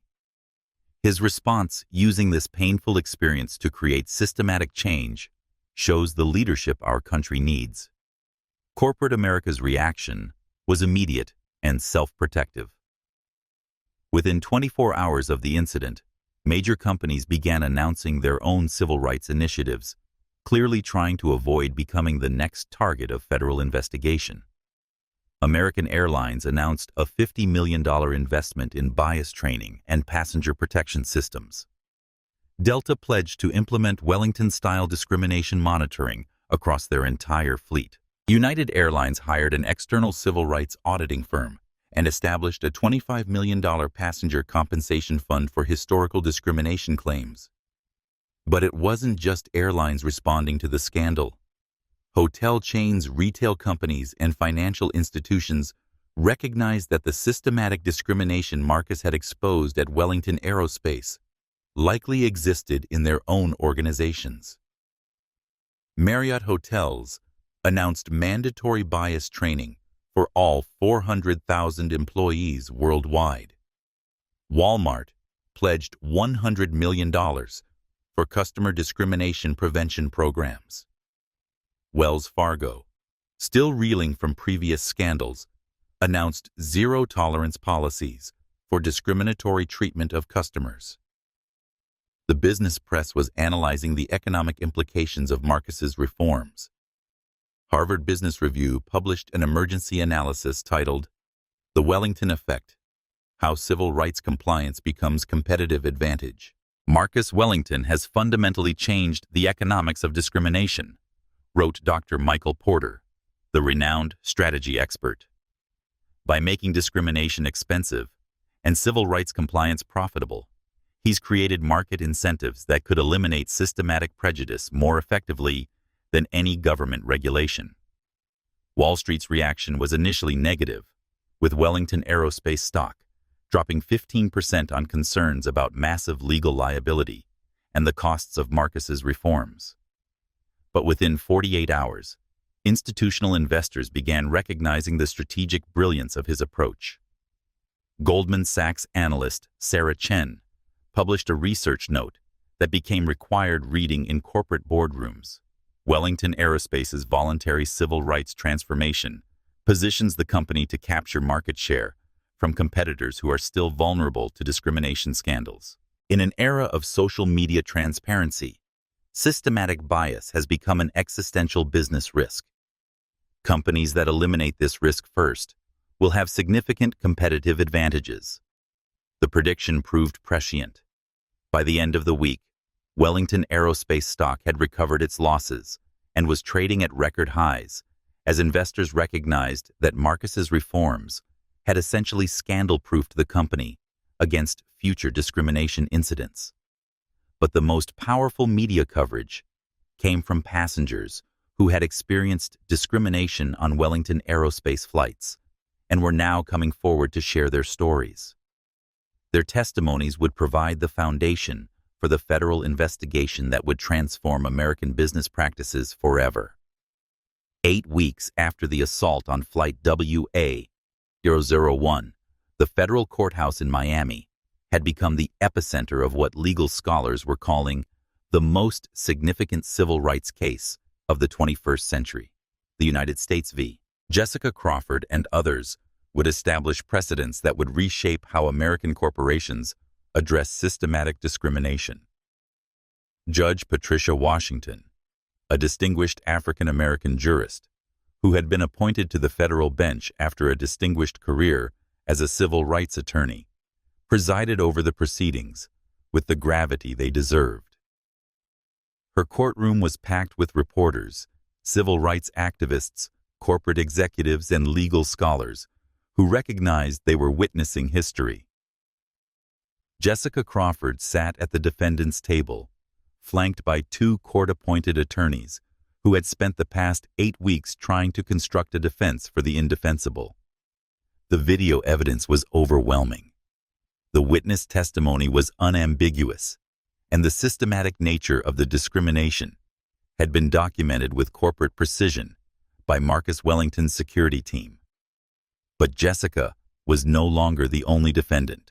Federal prosecutors had expanded the case to include Patricia Williams, Robert Hayes, and Michael Thompson, the 3 Wellington Aerospace executives who had created and maintained the systematic discrimination that enabled Jessica's assault.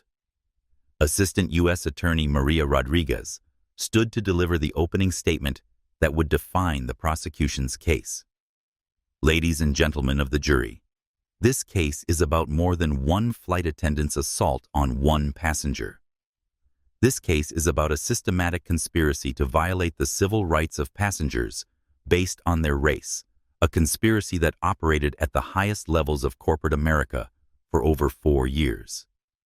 Rodriguez walked to a large screen, where she displayed the internal memo that had instructed crew members to provide different service levels based on passenger demographics. This document, written by defendant Patricia Williams and approved by defendants Hayes and Thompson, proves that Jessica Crawford's assault on Marcus Wellington wasn't a rogue action. It was the predictable result of systematic corporate racism. The prosecution's case was methodical and devastating. Over the course of 5 days, Rodriguez presented evidence of 63 separate discrimination incidents, $4.3 million in settlement payments, fake training records, and internal communications that revealed the depth of the conspiracy. But the most powerful testimony came from the victims themselves. Michael Johnson, the first passenger to file a discrimination complaint against Jessica Crawford, took the stand with quiet dignity. "She told me that people like me always try to cheat the system," Johnson testified, his voice steady despite the emotional weight of his words.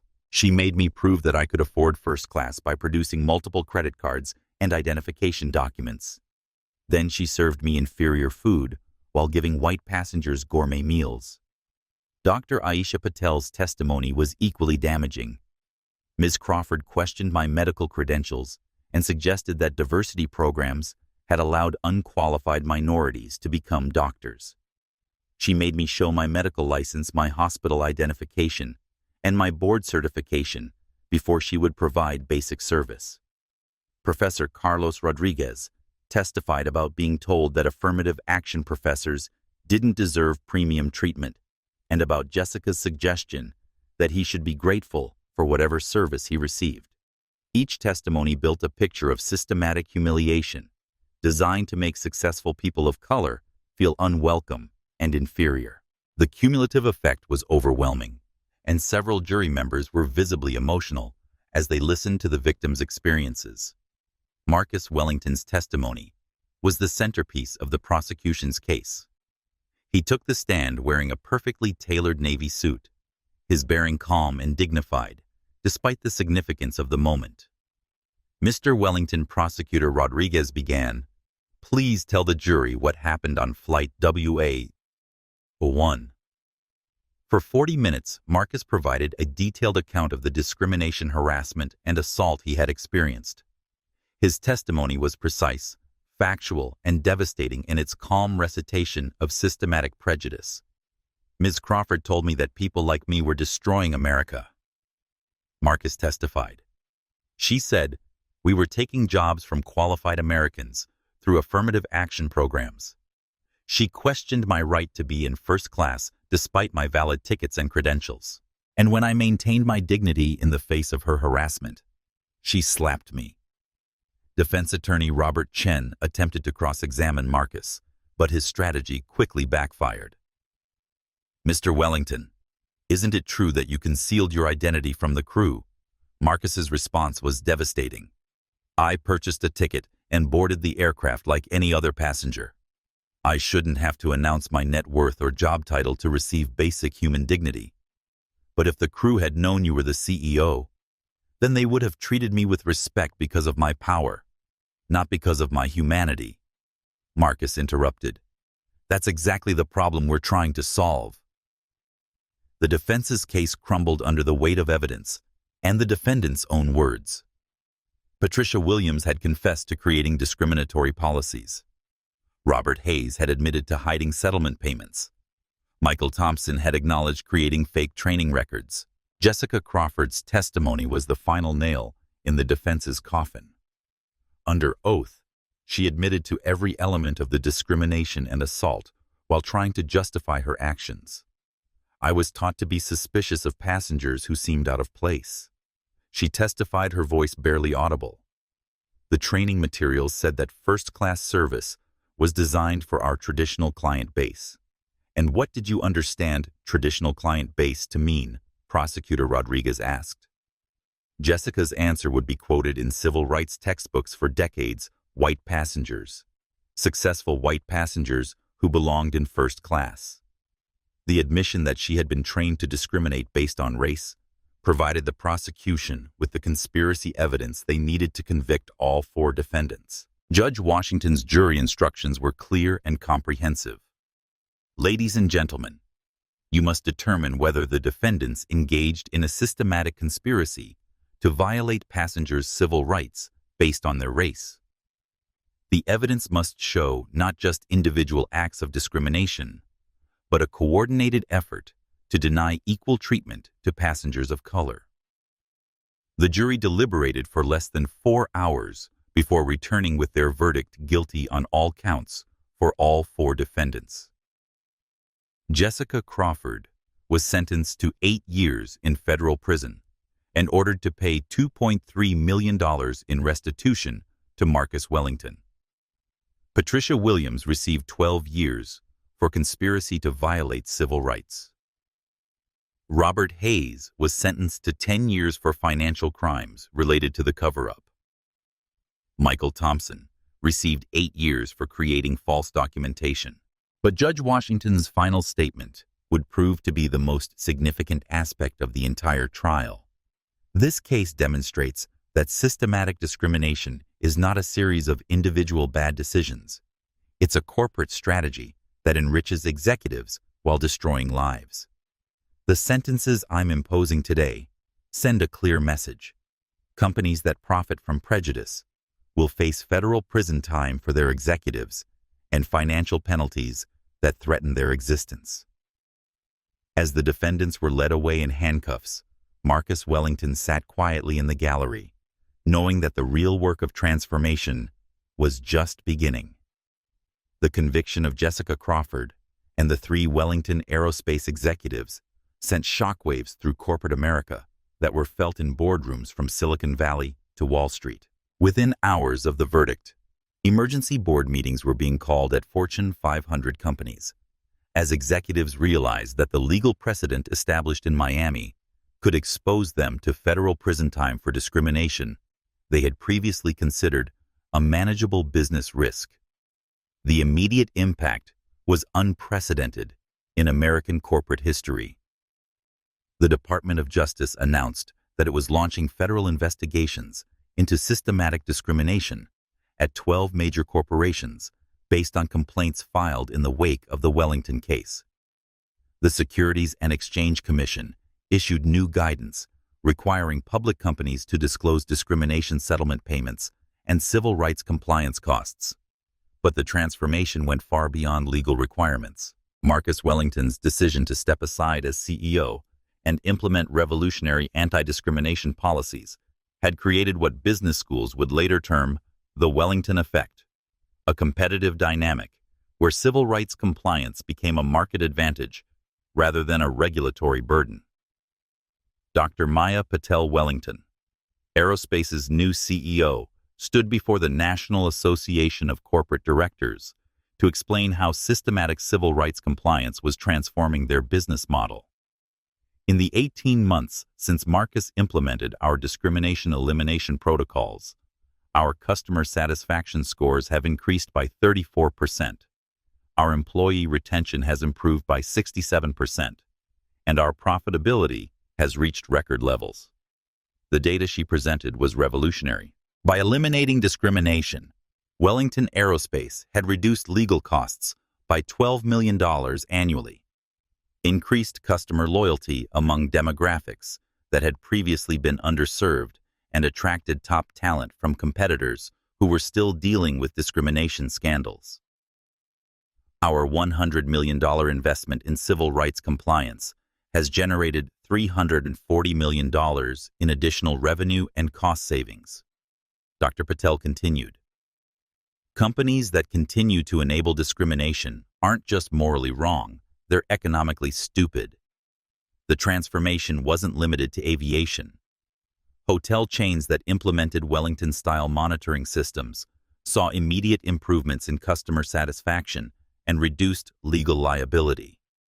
Retail companies that adopted zero-tolerance discrimination policies attracted diverse customer bases that had previously avoided their stores. The financial services industry, which had been plagued by discrimination scandals for decades, underwent wholesale transformation as banks recognized that the federal prison sentences handed down in the Wellington case could apply to any systematic civil rights violations. Wells Fargo, still reeling from previous scandals, hired Dr. Angela Davis, granddaughter of the famous civil rights activist, as chief civil rights officer with a $500 million budget to eliminate discriminatory practices. J.P. Morgan Chase established the industry's first customer civil rights court, where discrimination complaints were heard by independent arbitrators with the power to award significant financial penalties. Bank of America went even further, implementing a system where executive bonuses were tied directly to civil rights compliance metrics. CEO Brian Moynihan announced that senior executives could lose up to 50% of their compensation if their divisions failed to meet discrimination elimination targets. The tech industry, which had long struggled with diversity and inclusion issues, embraced the Wellington model with characteristic enthusiasm for disruptive innovation. Google announced a $1 billion investment in bias elimination artificial intelligence that could detect discriminatory language in internal communications and customer interactions. Apple implemented real-time monitoring systems in all retail locations with algorithms that analyzed customer service interactions for signs of discriminatory treatment. Amazon developed bias detection software for its hiring processes and made it available to other companies as a cloud service. Microsoft's response was perhaps the most comprehensive, with CEO Satya Nadella announcing that civil rights compliance would become a core component of the company's mission. "We're not just building technology for everyone," he declared. "We're building technology that actively prevents discrimination and promotes equality." The legal profession was equally transformed by the Wellington precedent. Law schools began offering mandatory courses on corporate civil rights compliance. Bar associations updated their ethical guidelines to require attorneys to report systematic discrimination when they encountered it in corporate clients. Major law firms established civil rights compliance practices that quickly became some of their most profitable divisions. Corporate clients were willing to pay premium rates for legal advice that could prevent them from facing the kind of federal prosecution that had destroyed the careers of Jessica Crawford and the Wellington executives.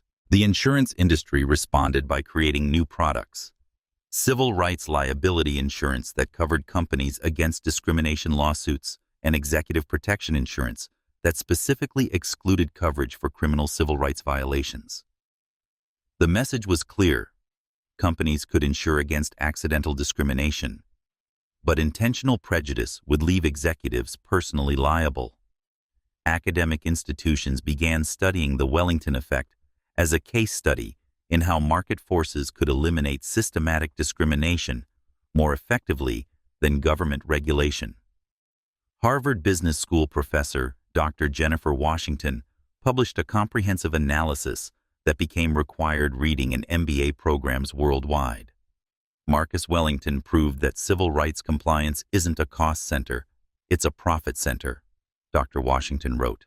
Companies that eliminate discrimination gain competitive advantages in customer acquisition, talent retention, and risk management that translate directly into superior financial performance. The international implications were equally significant. European companies began adopting Wellington-style discrimination monitoring to compete for American business. Asian corporations implemented similar systems to demonstrate their commitment to equality when operating in Western markets. The African Development Bank announced that it would only work with corporations that could demonstrate Wellington-level civil rights compliance.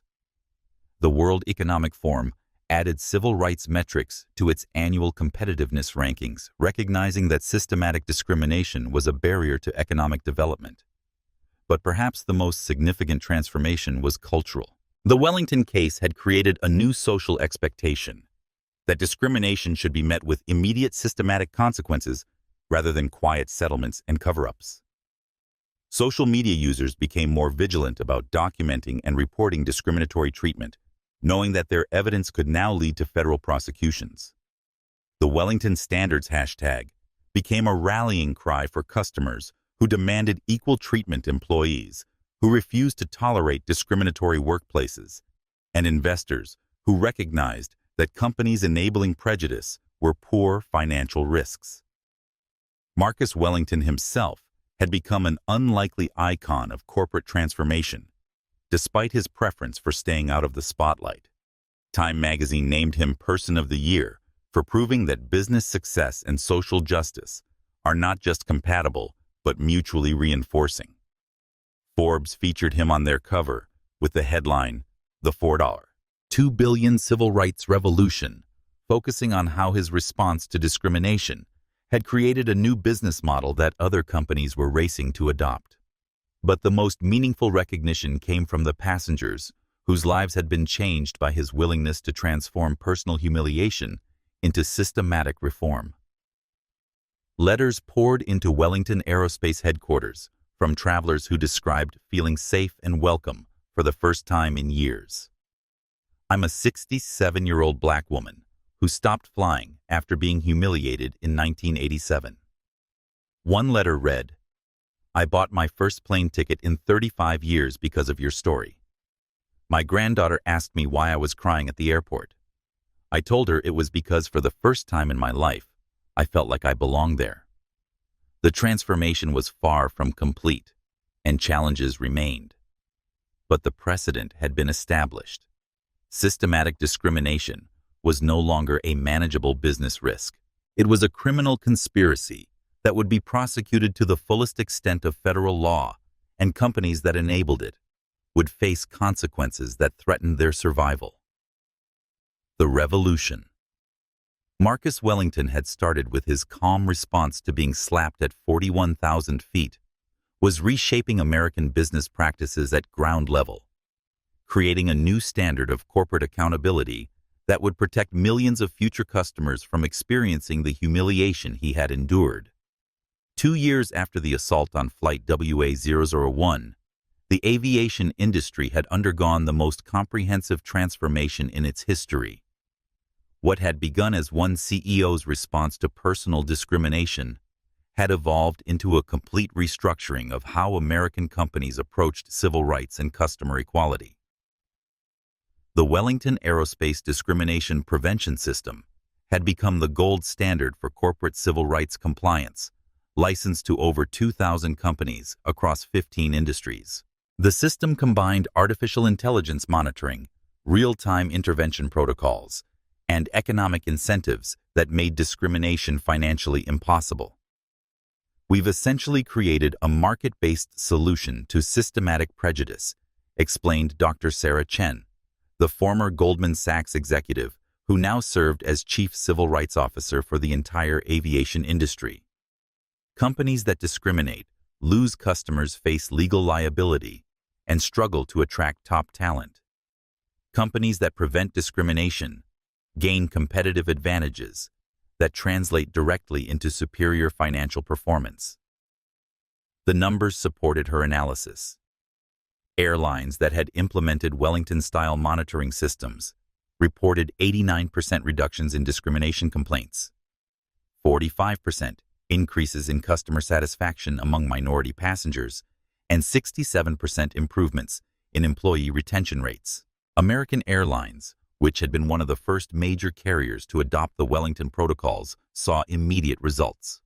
CEO Robert Isom announced during the company's annual shareholder meeting, "Our investment in civil rights compliance has generated $420 million in additional revenue over the past 18 months. Passengers who previously avoided our airline due to discrimination concerns are now choosing us specifically because of our equality guarantees." The transformation wasn't limited to passenger treatment.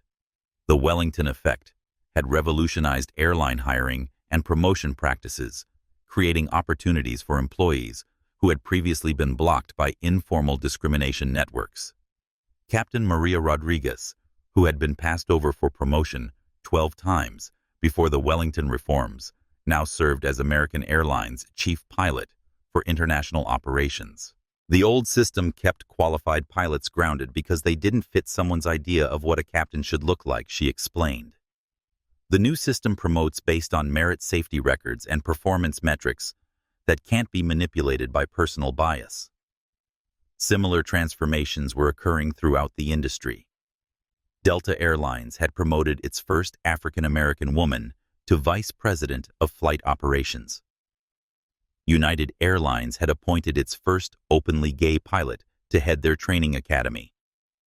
Southwest Airlines had hired its first Native American woman as a regional operations manager. But the most significant changes were in customer experience. The real-time monitoring systems that Marcus Wellington had pioneered could detect discriminatory treatment within seconds and trigger immediate intervention.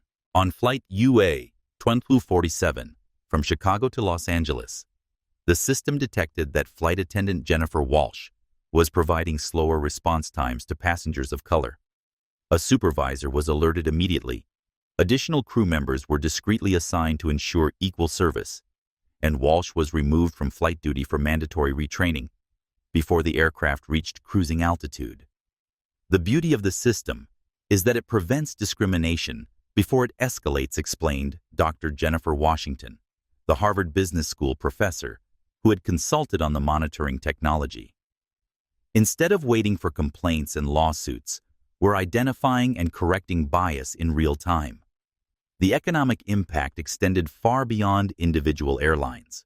Aircraft manufacturers were incorporating civil rights compliance features into new designs. Airbus had developed cabin configurations that eliminated the hierarchical seating arrangements that had historically enabled discriminatory treatment. Boeing was designing service protocols into their aircraft management systems that required equal treatment of all passengers. Airport authorities were implementing Wellington-style monitoring in terminals, restaurants, and retail locations. Hartsfield-Jackson Atlanta International Airport, the world's busiest, had installed systems that tracked service times, customer interactions, and employee behavior across all commercial operations. We've essentially eliminated discriminatory treatment in the entire passenger experience, announced Atlanta Airport General Manager Balram Biodari. From check-in to baggage claim, passengers can expect equal treatment regardless of their race, ethnicity, religion, or any other characteristic. The transformation had created an entirely new industry, civil rights technology. Companies like Bias Barrier Systems, Equality Analytics, and Discrimination Detection, Inc. were generating billions in revenue by selling monitoring and prevention systems to corporations worldwide. Bias Barrier Systems, founded by 3 MIT graduates who had experienced workplace discrimination, had gone from startup to unicorn status in 18 months. Their artificial intelligence could analyze voice patterns, response times, and service quality metrics to identify discriminatory treatment with 97% accuracy. We've proven that technology can eliminate systematic prejudice, explained co-founder Dr. Aisha Patel, who had left her position as a software engineer at Google to launch the company. Our systems don't just detect discrimination, they predict it and prevent it from occurring. The hospitality industry had embraced similar technologies. Marriott International had reported a 78% reduction in discrimination complaints after implementing AI-powered monitoring systems. Hilton Hotels had seen customer satisfaction scores increase by 43% among minority guests following the installation of equality assurance protocols. Restaurant chains were experiencing similar transformations. McDonald's had redesigned their service protocols to eliminate the discretionary decision-making that had historically enabled discriminatory treatment. Starbucks had implemented real-time monitoring systems that tracked service times and quality metrics for all customers. The retail industry was undergoing equally dramatic changes. Target had installed systems that monitored customer interactions with security personnel, sales associates, and management to ensure equal treatment. Walmart had implemented protocols that required identical service standards for all customers, regardless of their appearance or perceived economic status. Financial services companies had perhaps undergone the most comprehensive transformation. Wells Fargo had invested $2.3 billion in bias elimination technology and civil rights compliance systems. J.P. Morgan Chase had created an entirely new division focused on ensuring equal treatment for all customers. Bank of America had gone even further, implementing systems that tracked lending decisions, account opening procedures, and customer service interactions for signs of discriminatory treatment. The bank's CEO, Brian Moynihan, had become a leading advocate for industry-wide adoption of Wellington standards. The business case for eliminating discrimination is overwhelming, Moynihan explained during a speech at the American Bankers Association annual conference. Banks that discriminate lose customers, face regulatory penalties, and struggle to attract top talent. Banks that prevent discrimination gain market share, reduce legal risks, and improve profitability. The transformation had created a new competitive dynamic where civil rights compliance was a market differentiator rather than a regulatory burden. The systematic transformation that Marcus Wellington had initiated in the aviation industry created ripple effects that extended far beyond transportation, ultimately reshaping how American corporations approached customer service, employee relations, and civil rights compliance across every sector of the economy. The retail industry was among the first to recognize that the discrimination monitoring systems developed for airlines could be adapted for stores, restaurants, and shopping centers. Walmart, with its 2.3 million employees and global reach, became an early adopter of Wellington-style civil rights protocols. We realized that if discrimination could be eliminated at 41,000 feet, it could be eliminated in our stores, explained Walmart CEO Doug McMillon during the company's annual shareholder meeting. Our investment in bias prevention technology has generated $1.2 billion in increased revenue from customers who previously avoided our stores due to discriminatory treatment. The numbers were staggering. Walmart's implementation of real-time discrimination monitoring had reduced customer complaints by 84%, increased customer satisfaction scores among minority shoppers by 67%, and improved employee retention rates by 45%. The economic benefits of eliminating discrimination had exceeded even the most optimistic projections. Target Corporation had achieved similar results with their own adaptation of the Wellington model. The company's chief diversity officer, Dr. Angela Williams, reported that systematic bias elimination had created competitive advantages that translated directly into market share gains. Our stores have become destinations for customers who know they'll be treated with dignity and respect, Dr. Williams explained. That's not just morally right, it's economically smart. Customer loyalty has increased by 89% in demographics that were previously underserved. The restaurant industry had undergone equally dramatic transformation. McDonald's had redesigned their entire service model to eliminate the discretionary decision-making that had historically enabled discriminatory treatment. Every customer interaction was monitored by AI systems that could detect bias in real time and trigger immediate corrective action. Starbucks, which had faced its own discrimination scandal in 2018, had become a leader in implementing comprehensive civil rights monitoring.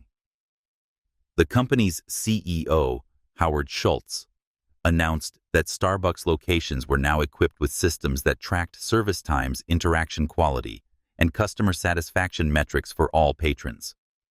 We've proven that businesses can eliminate discriminatory treatment while improving profitability, Schultz declared. Our civil rights compliance systems have reduced complaint incidents by 93%, while increasing customer loyalty and employee satisfaction. The financial services industry, which had long struggled with discriminatory lending and customer service practices, embraced the Wellington model with particular enthusiasm.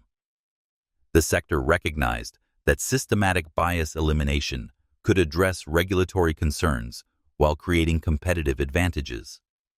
Wells Fargo, still recovering from previous scandals, had invested $2.8 billion in comprehensive civil rights compliance systems. The bank's new CEO, Charlie Scharf, announced that discriminatory treatment had been essentially eliminated through real-time monitoring and immediate intervention protocols. Our customers now receive identical service quality regardless of their race, ethnicity, income level, or any other characteristic, Scharf explained during congressional testimony. This isn't just the right thing to do, it's the profitable thing to do. Customer acquisition has increased by 78% in demographics that were previously underserved by our industry. JP Morgan Chase had implemented even more comprehensive reforms, creating an entirely new business model based on equality assurance. The bank's Dignity Guarantee promised customers that any instance of discriminatory treatment would result in immediate financial compensation and corrective action. We've made discrimination economically impossible by making it more expensive to discriminate than to provide equal treatment, explained JP Morgan CEO Jamie Dimon. Employees who engage in bias face immediate termination with no severance. Customers who experience discrimination receive automatic compensation. The economic incentives all favor equality. The healthcare industry had recognized that the systematic approach to eliminating discrimination could address long-standing problems with unequal treatment of patients. Major hospital systems began implementing Wellington-style monitoring systems to ensure equal care quality regardless of patient demographics. Kaiser Permanente had reported remarkable results after implementing comprehensive bias monitoring in their facilities. Patient satisfaction scores had increased by 56% among minority patients. Medical outcomes had improved across all demographic groups, and employee retention had reached record levels. When we eliminated discriminatory treatment, we discovered that it improved care quality for everyone, explained Dr. Gregory Adams, Kaiser's chief medical officer. Bias wasn't just hurting minority patients. It was degrading the overall quality of our healthcare delivery. The education sector had embraced similar reforms, with universities and school districts implementing systems to ensure equal treatment of students, parents, and community members. The University of California system had reported that systematic bias elimination had improved graduation rates, reduced complaint incidents, and enhanced the institution's reputation among diverse student populations. Technology companies, which had faced criticism for lack of diversity and inclusion, had become leaders in developing and implementing civil rights compliance systems. Google had created AI-powered bias detection technology that could identify discriminatory language in emails, documents, and verbal communications. Microsoft had developed comprehensive monitoring systems for customer service interactions, employee communications, and product development processes. The company's CEO, Satya Nadella, announced that civil rights compliance had become a core component of Microsoft's competitive strategy. "We're not just building technology for everyone," Nadella declared. "We're building technology that actively prevents discrimination and promotes equality. This isn't just about moral leadership, it's about market leadership in an increasingly diverse global economy." The transformation had created an entirely new economic dynamic, where companies competed on their ability to eliminate bias and provide equal treatment to all customers and employees. While the systematic transformation of American business practices represented a victory for civil rights, the personal cost of the Wellington incident continued to reverberate through the lives of everyone involved, creating complex human narratives that went far beyond corporate policy changes and legal precedents. Marcus Wellington, despite his public success in transforming an entire industry, privately struggled with the psychological aftermath of the assault and the weight of suddenly becoming a symbol for civil rights progress. The quiet engineer, who had preferred to let his innovations speak for themselves, now found his every public appearance scrutinized for its broader social implications. "People expect me to be angry all the time, or inspirational all the time, or to have some profound insight about racism that can fix everything," Marcus confided to his therapist, Dr. Rebecca Torres, during one of their weekly sessions. "But sometimes, I just want to design aircraft and run my company without every decision being viewed through the lens of civil rights." The incident had triggered a form of PTSD that Marcus hadn't anticipated. Loud noises made him flinch, thinking of the crack of Jessica's slap. Flying, which had once been his greatest joy, now carried emotional weight that he struggled to process. Even routine business meetings felt different when he wondered whether participants were genuinely interested in his ideas or simply trying to associate themselves with his civil rights legacy. The hardest part, Marcus told Dr. Torres, is knowing that my success story represents countless failures. For every person who sees me as proof that the system works, there are dozens of people who experience discrimination without having the resources or platform to fight back. His personal relationships had become complicated in ways he hadn't expected. Dating was particularly challenging, as potential partners often seemed more interested in his public persona than in him as an individual. Some women approached him as if dating a civil rights icon would enhance their own social status, while others seemed intimidated by his fame and wealth. Marcus's mother, Janet Wellington, had lived long enough to see her son's empire flourish, but had passed away just months before the Flight WA-001 incident. Marcus often wondered how she would have reacted to seeing her son slapped for the crime of being successful while black. She always told me that my brain was my ticket out of poverty, Marcus reflected. But she never could have imagined that my success would make me a target for the kind of hatred I experienced on that flight. The positive mail that poured into Wellington Aerospace headquarters provided some comfort, but it also served as a constant reminder of how pervasive discrimination remained, despite all the systematic changes his case had inspired. Letters arrived daily from passengers who described feeling safe and welcome for the first time in years, from employees who had been promoted based on merit, rather than connections from parents who felt their children could now pursue careers in aviation without facing the barriers they had encountered. But the letters that affected Marcus most deeply came from people who had experienced discrimination but lacked the resources or platform to fight back effectively. A retired teacher from Alabama wrote about being humiliated on a flight in 1987 and never flying again. A young engineer from Detroit described facing the same kind of questioning about his qualifications that Marcus had experienced. "Your courage gave me courage," many letters concluded. But Marcus struggled with being seen as courageous for simply refusing to accept degrading treatment. The financial windfall from book deals, speaking engagements, and licensing agreements for the Wellington monitoring systems had created opportunities that Marcus approached with mixed feelings. He had established a $500 million foundation focused on civil rights education and economic opportunity for underserved communities. But the irony wasn't lost on him that his wealth had increased because of experiencing racism. "I've become rich from being discriminated against," he observed during one interview. "That creates a weird dynamic where my success is built on other people's failures to treat me with basic human dignity." The relationships with his Wellington Aerospace colleagues had also evolved in complex ways. Some employees seemed to view him with a mixture of admiration and caution, uncertain how to interact with someone who had become a global symbol of civil rights progress. Others appeared to expect him to be constantly vigilant about discrimination, as if his experience had transformed him into a human civil rights detector. Dr. Maya Patel, who had succeeded Marcus as CEO, found herself navigating these dynamics while trying to maintain the company's focus on aerospace innovation.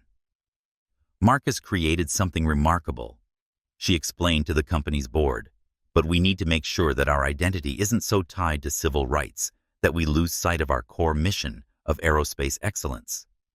The burden of representing progress for an entire community weighed heavily on Marcus, who had simply wanted to fly on his own aircraft without being questioned about his right to be there. Federal Correctional Institution. Coleman, located in the swamplands of Central Florida, was a far cry from the luxury aircraft cabin where Jessica Crawford had once wielded authority over passengers' comfort and dignity.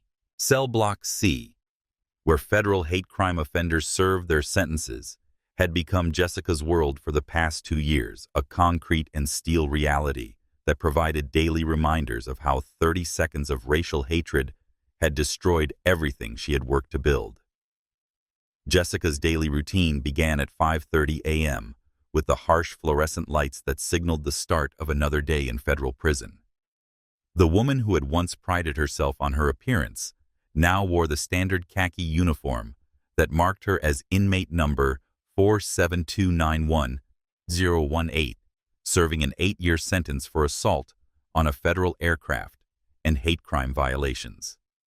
Her cellmate Maria Santos was serving time for tax evasion related to her family's construction business.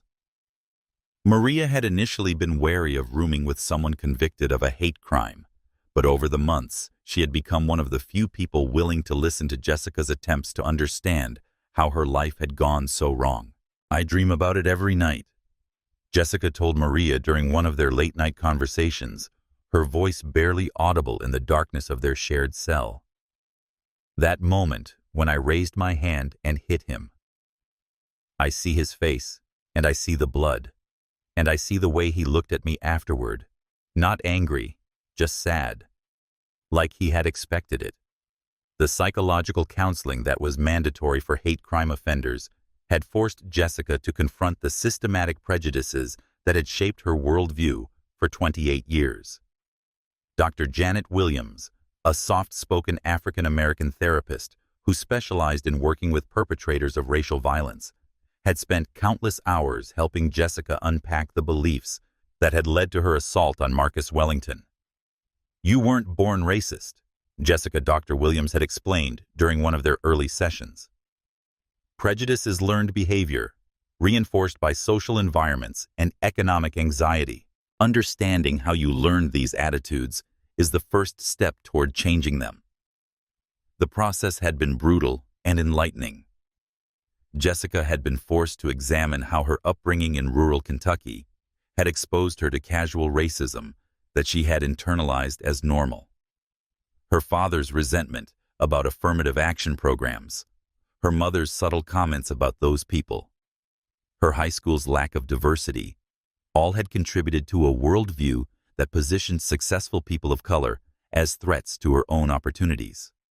"I thought I was protecting something," Jessica explained to Dr. Williams. "I thought that if they got ahead, it meant I would get pushed back. I never realized that success isn't a zero-sum game, that Marcus Wellington's achievements didn't diminish my own possibilities." The economic anxiety that had fueled her resentment was real and significant. Jessica had grown up in a household where her father's factory job had been eliminated due to automation, where her mother had worked multiple part-time jobs without benefits, where financial security had always seemed just out of reach.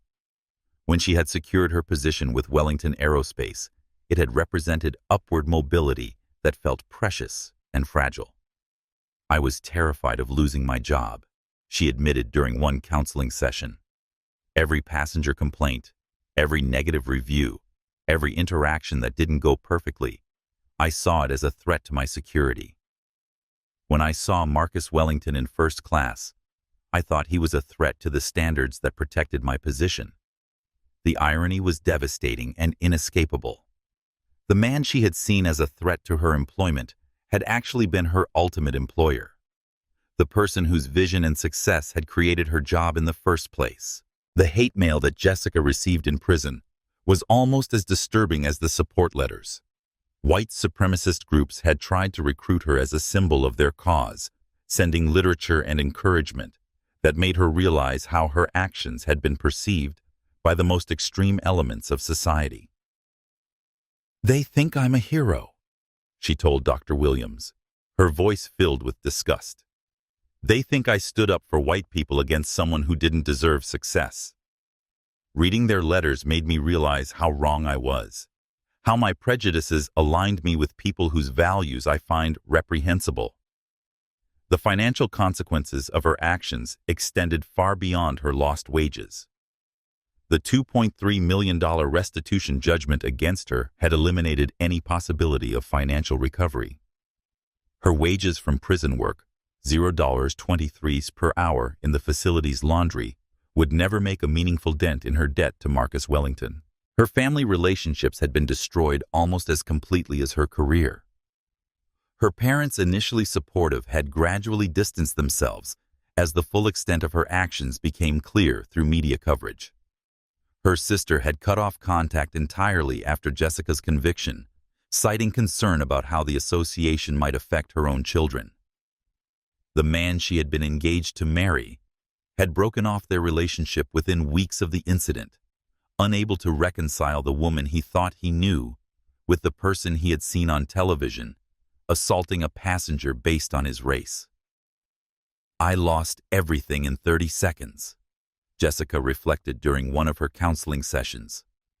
My career, my family, my future, my self-respect all gone, because I couldn't see a successful black man without feeling threatened. But the most profound loss was more abstract. The realization that she had spent 28 years of her life harboring beliefs that had made her capable of casual cruelty. The woman who had prided herself on being professional and courteous had discovered that her politeness was conditional on people meeting her unexamined racial expectations. Prison had forced Jessica to confront not just her actions, but her character. The isolation and reflection had revealed aspects of herself that she had never acknowledged, prejudices that she had rationalized as practical concerns or professional standards. "I'm not asking for forgiveness," Jessica wrote in a letter to Marcus Wellington that her attorney had advised against sending. "I'm just trying to understand how I became someone capable of hurting another human being because of the color of their skin. I want to make sure I never become that person again." 7 years remained on her sentence. 7 years to continue the psychological work that might transform her from a symbol of hatred into an advocate for change. By her 3rd year in federal prison, Jessica Crawford had begun what correctional psychologists recognized as a genuine transformation, not the superficial behavioral changes that some inmates adopted to improve their parole prospects, but a fundamental reconstruction of the beliefs and attitudes that had led to her assault on Marcus Wellington. The turning point had come during a mandatory diversity education program that Jessica had initially approached with resentment and skepticism. Led by Dr. Maria Santos, a former civil rights attorney who specialized in rehabilitating hate crime offenders, the program forced participants to confront the human cost of their prejudices through direct engagement with their victims' communities. Jessica arrived in my program angry and defensive, Dr. Santos later recalled. She insisted that she wasn't really racist, that she had just been doing her job, that the whole situation had been blown out of proportion. It took months of work to help her understand that intent doesn't mitigate impact. The breakthrough had come when Jessica was required to write letters to every passenger she had discriminated against during her tenure at Wellington Aerospace. The assignment was designed to force her to acknowledge the pattern of her behavior and to recognize the human beings she had dehumanized through her prejudices. Michael Johnson's response to her letter had been particularly powerful. The software engineer had written back with a detailed account of how her discriminatory treatment had affected not just his travel experience, but his confidence, his mental health, and his willingness to pursue professional opportunities that required business travel. "You made me feel like I was pretending to be something I wasn't," Johnson had written. "Like my education, my achievements, my professional success were all fraudulent because someone who looked like you didn't think someone who looked like me could legitimately belong in first class." Dr. Aisha Patel's response had been even more devastating. The physician had described how Jessica's questioning of her medical credentials had triggered imposter syndrome that had affected her confidence in treating patients. "You made me doubt myself in ways that could have endangered my patients' lives," Dr. Patel had written. When someone in authority questions your qualifications based on your appearance, it plants seeds of self-doubt that can undermine years of education and training. Reading these responses had forced Jessica to confront the reality that her actions had caused genuine psychological harm to successful, accomplished people who had done nothing wrong except fail to meet her unconscious expectations about what successful people should look like. I started to understand that I hadn't just been rude or unprofessional, Jessica explained during one of her counseling sessions. I had been actively harmful to people who were just trying to live their lives and do their jobs. The next phase of her transformation involved education about the historical and systematic nature of the discrimination she had perpetrated. Dr. Santos required participants to study the civil rights movement, the psychological effects of racism, and the economic costs of systematic discrimination. Jessica discovered that her treatment of Marcus Wellington and other passengers of color wasn't an isolated incident, but part of a long history of exclusion and dehumanization that had denied opportunities and dignity to generations of Americans. Learning about redlining employment, discrimination, educational barriers, and all the systematic ways that people have been denied opportunities because of their race made me realize that my actions were part of something much bigger and more harmful than I had understood, Jessica reflected.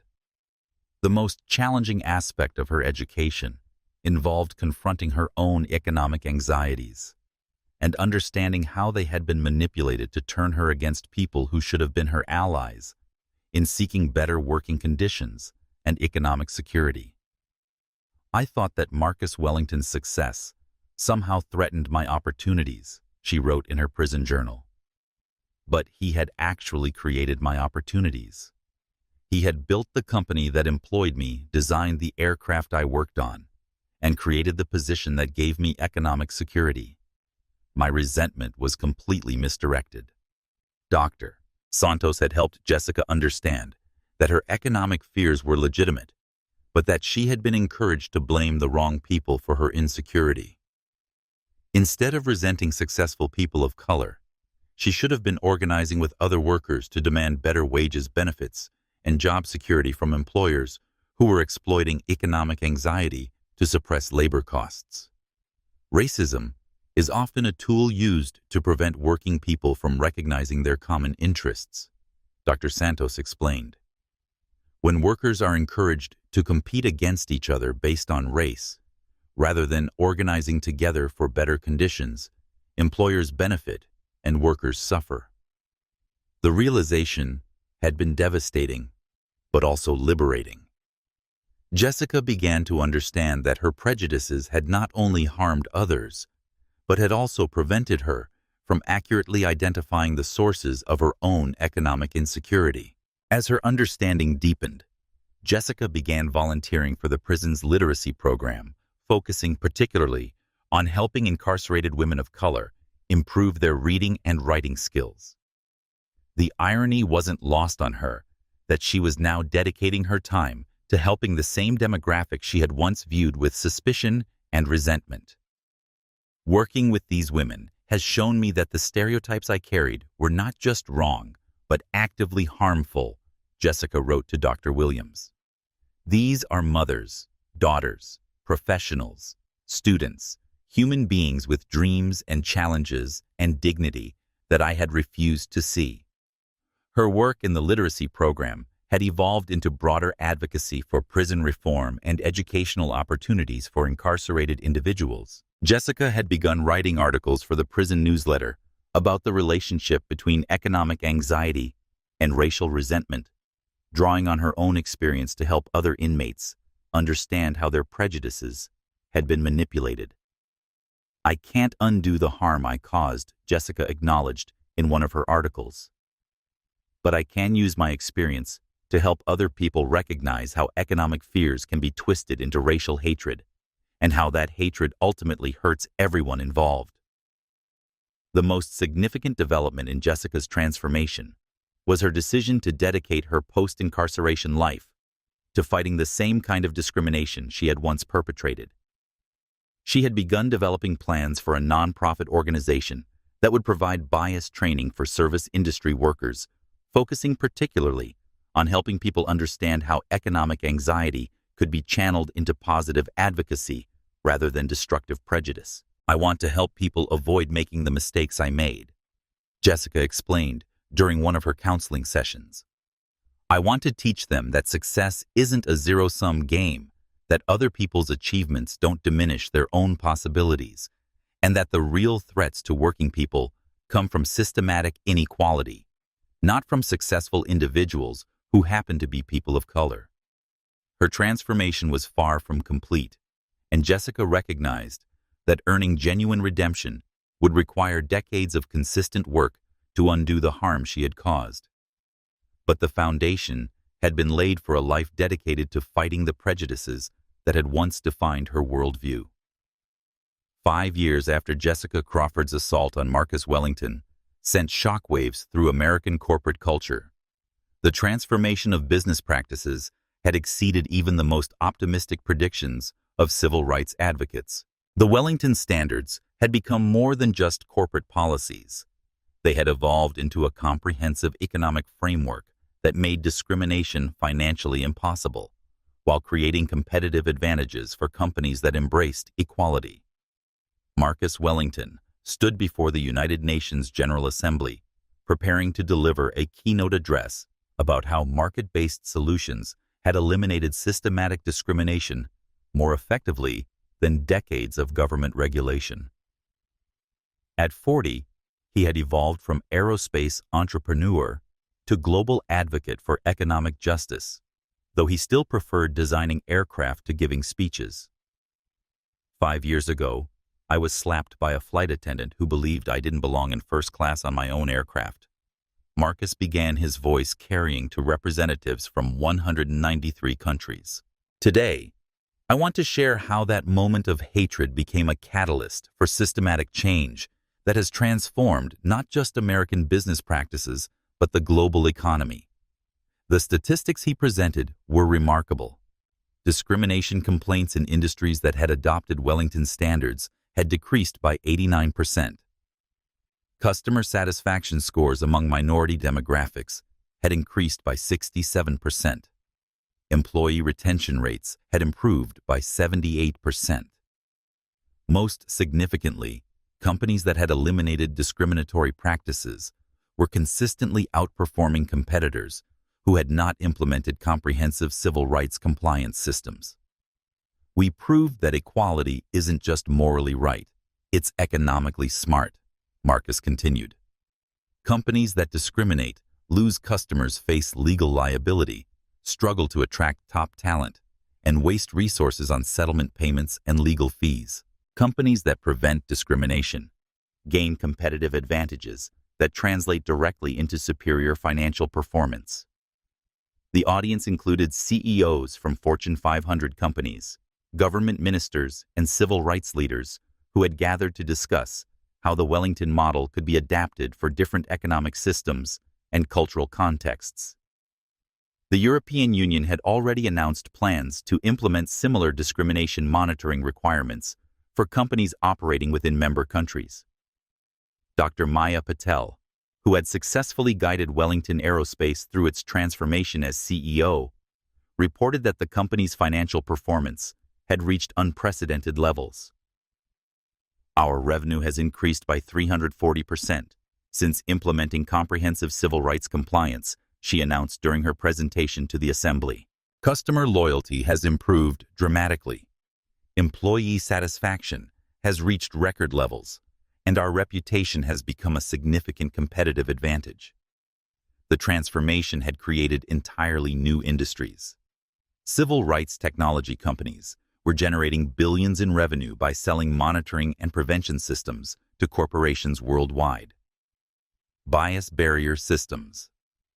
The MIT startup, founded by discrimination victims, had achieved a valuation of $47 billion and employed over 15,000 people across 12 countries.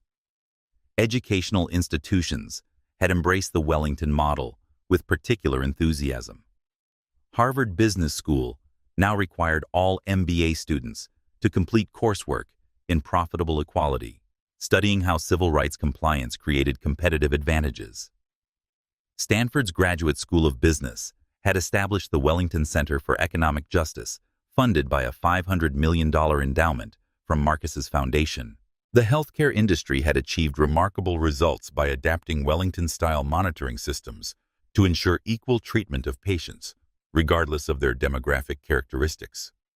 Kaiser Permanente reported that systematic bias elimination had improved medical outcomes across all patient populations, while reducing legal liability and increasing patient satisfaction. When we eliminated discriminatory treatment, we discovered that it improved care quality for everyone, explained Dr. Gregory Adams Kaiser's chief medical officer.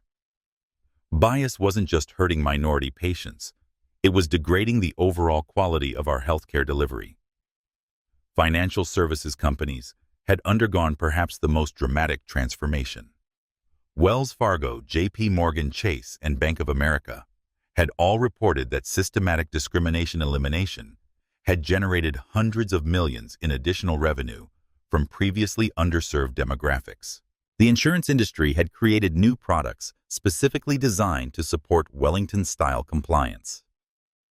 Civil rights liability insurance covered companies against discrimination lawsuits, while executive protection insurance specifically excluded coverage for intentional civil rights violations, creating personal financial incentives for executives to prevent discriminatory practices.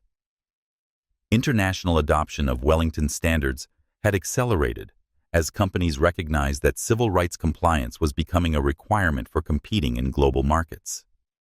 Toyota had implemented comprehensive monitoring systems in all manufacturing facilities worldwide. Samsung had established bias prevention protocols for customer service operations across 47 countries. The most significant transformation was cultural. Social media users had become more vigilant about documenting and reporting discriminatory treatment, knowing that their evidence could now lead to systematic consequences rather than quiet settlements. The Wellington Standards hashtag had evolved into a global movement for corporate accountability. Celebrity endorsements had helped normalize the expectation that companies should guarantee equal treatment for all customers. Oprah Winfrey's partnership with Wellington Aerospace for her media company's travel needs had generated massive publicity for civil rights compliance as a business practice. LeBron James had established his own foundation focused on promoting Wellington standards in sports and entertainment industries. His annual Equality in Business conference brought together corporate leaders, civil rights advocates, and athletes to discuss how systematic discrimination elimination could create competitive advantages. But perhaps the most meaningful transformation was personal. Letters continued to pour into Wellington Aerospace headquarters from passengers who described feeling safe and welcome for the first time in years from employees who had been promoted based on merit, rather than connections from parents who felt their children could now pursue careers without facing systemic barriers. The revolution. Marcus Wellington had started with his calm response to being slapped at 41,000 feet, had created a new standard of corporate accountability that protected millions of people from experiencing the humiliation he had endured. The transformation of American business practices had created countless individual stories of lives changed, opportunities created, and dignity restored. As the 5-year anniversary of the Flight WA-001 incident approached, many of the people whose experiences had contributed to the systematic changes began sharing their stories publicly for the first time. Michael Johnson, the software engineer who had been Jessica Crawford's first documented victim, now served as Chief Technology Officer at a major financial services company, a position he attributed directly to the changes inspired by Marcus Wellington's case. Before the Wellington standards were implemented, I faced subtle discrimination constantly, Johnson explained during an interview with CNN. Job interviews where my qualifications were questioned, business trips where I was treated as if I didn't belong, networking events where people assumed I was there as someone's guest rather than as a professional. Johnson had kept detailed records of his experiences, creating a personal database of discrimination incidents that had occurred throughout his career. In the 2 years before Wellington, I documented 47 separate instances of discriminatory treatment. In the 3 years since companies started implementing comprehensive monitoring systems, I've experienced 0 incidents. The change had affected more than just his professional life. Johnson's confidence had improved, his willingness to pursue leadership opportunities had increased, and his mental health had stabilized after years of constant vigilance about potential discrimination. I didn't realize how much energy I was spending on anticipating and managing discriminatory treatment until I didn't have to do it anymore, he reflected. When you know that companies have systems in place to prevent bias, you can focus on actual work instead of constantly watching for signs that you're not welcome. Dr. Aisha Patel's story was equally transformative. The physician who had been humiliated by Jessica Crawford's questioning of her medical credentials had gone on to become chief of staff at her hospital, the first South Asian woman to hold that position in the institution's 150-year history. The Wellington case gave me language to describe experiences I had been having for years, Dr. Patel explained during a medical conference presentation. I realized that the constant questioning of my credentials, the assumptions about my competence, the subtle ways I was excluded from professional opportunities, all of it was part of a systematic pattern, not isolated incidents. Dr. Patel had become an advocate for implementing Wellington-style monitoring systems in healthcare settings, working with hospital administrators to develop protocols that ensured equal treatment for both patients and medical professionals. We've proven that eliminating bias improves medical outcomes for everyone, she noted. When healthcare professionals aren't wasting mental energy on managing discrimination, they can focus entirely on providing excellent patient care. Professor Carlos Rodriguez had used his experience with discrimination to launch a comprehensive study of bias in higher education. His research, funded by a grant from Marcus Wellington's Foundation, had documented systematic patterns of unequal treatment in universities across the country. The data was overwhelming. Professor Rodriguez explained during a presentation to the American Association of University Professors. Minority faculty members were consistently questioned more aggressively during presentations, given heavier teaching loads, excluded from research opportunities, and subjected to higher standards for promotion. His research had led to the implementation of Wellington-style monitoring systems at over 200 universities, creating accountability measures that had dramatically improved retention rates for faculty of color, while enhancing the overall quality of academic institutions. When universities eliminate discriminatory practices, they create environments where the best ideas can flourish, regardless of who proposes them, Rodriguez noted. This benefits everyone, students, faculty, and society as a whole. The stories extended beyond the direct victims of Jessica Crawford's discrimination. Sarah Blackwood, the oil heiress who had witnessed the assault on Flight WA-001, had used her experience to transform her family's business practices. Watching Marcus Wellington maintain his dignity while being publicly humiliated made me realize how often I had witnessed discrimination without intervening. Blackwood explained during a business ethics conference, I decided that passive tolerance of bias was actually active participation in systematic injustice. Blackwood Industries had implemented comprehensive civil rights monitoring across all operations from oil fields to corporate headquarters. The company had reported significant improvements in employee satisfaction, safety records, and operational efficiency following the elimination of discriminatory practices. We discovered that discrimination wasn't just hurting individual employees, it was undermining our entire corporate culture, she noted. When people feel respected and valued, they perform better, collaborate more effectively, and contribute innovative ideas that improve business outcomes. Senator Patricia Moore had used her witness testimony from the Wellington case to push through federal legislation requiring government contractors to implement comprehensive discrimination monitoring systems. The legislation, known as the Wellington Act, had affected over 200,000 companies that did business with federal agencies. The federal government has a responsibility to ensure that taxpayer dollars don't support discriminatory practices, Senator Moore explained during the bill's signing ceremony. The Wellington Act creates market incentives that make civil rights compliance profitable while making discrimination economically unsustainable. The cumulative effect of these individual transformations had created a cultural shift that extended far beyond business practices, establishing new social expectations about equality, dignity, and corporate responsibility.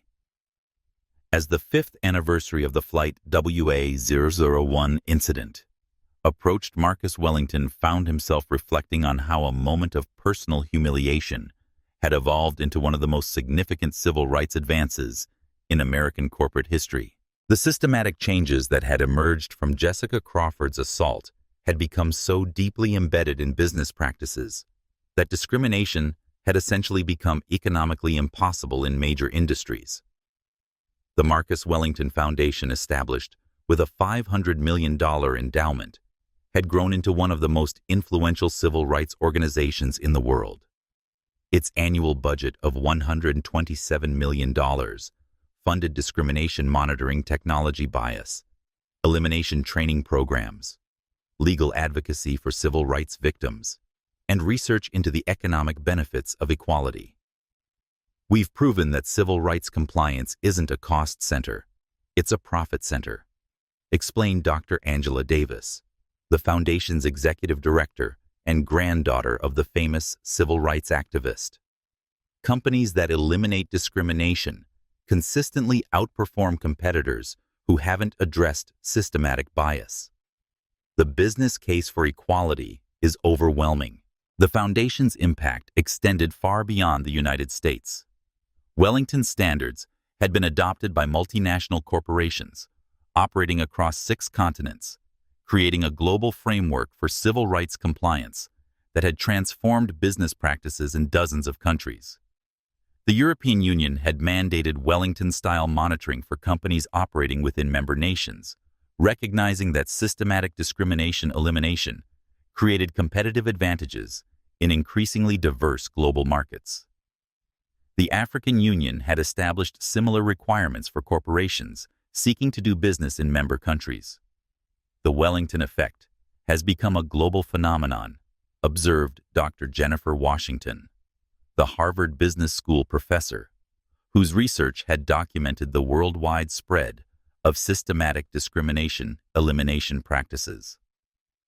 Countries and companies that fail to address bias are increasingly excluded from international markets. The transformation had created entirely new academic disciplines. Universities worldwide now offered degree programs in economic justice engineering, studying how systematic inequality could be eliminated through market-based solutions. The Wellington Institute for Corporate Civil Rights, based at MIT, had become a leading research center for developing bias elimination technologies.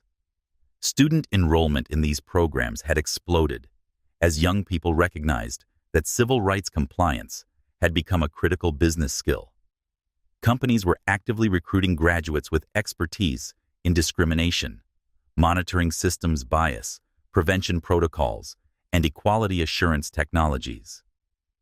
The financial impact had exceeded even the most optimistic projections from civil rights economists.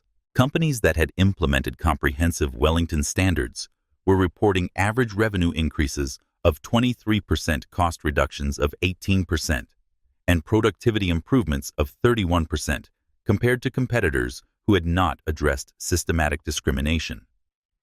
The economic benefits of equality are undeniable, explained Dr. Sarah Chen, the former Goldman Sachs executive, who now served as Chief Civil Rights Officer for the entire Fortune 500 index.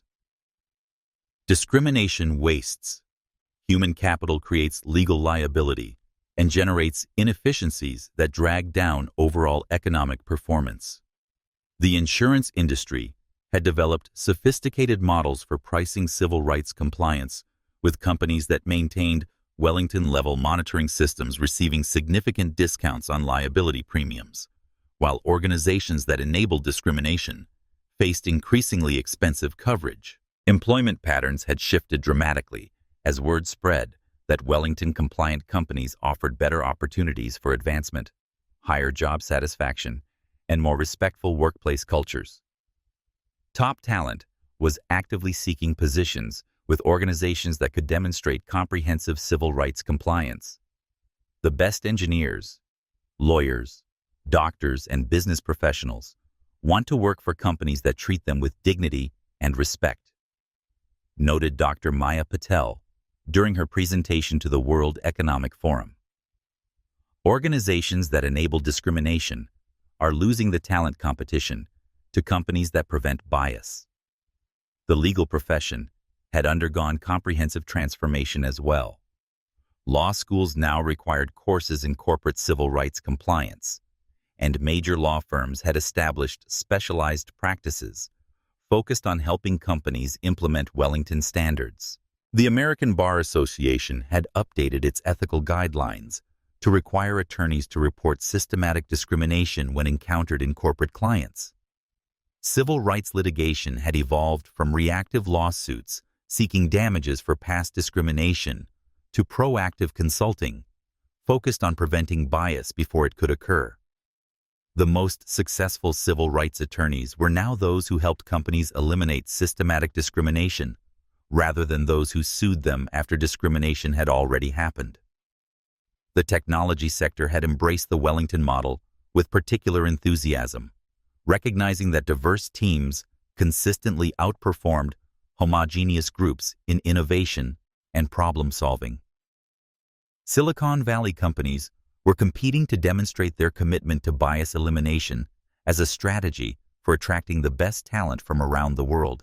Google's AI-powered bias detection systems had become industry standard for monitoring workplace communications and customer interactions. Microsoft's discrimination prevention protocols were being licensed to thousands of companies worldwide. Apple's retail equality assurance systems had eliminated discriminatory treatment in customer service interactions. The healthcare industry had achieved remarkable outcomes by implementing systematic bias elimination protocols.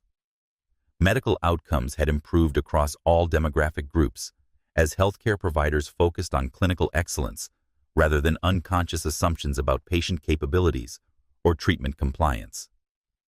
When we eliminated discriminatory practices in healthcare delivery, we discovered that it improved care quality for everyone, explained Dr. Rebecca Torres, who had led the implementation of Wellington standards across major hospital systems. Bias wasn't just hurting minority patients, it was undermining the clinical judgment and treatment effectiveness that all patients deserved. The education sector had experienced similar transformations with schools and universities, reporting improved academic outcomes, increased graduation rates, and enhanced institutional reputations following the implementation of comprehensive civil rights monitoring systems. But perhaps the most significant legacy was cultural.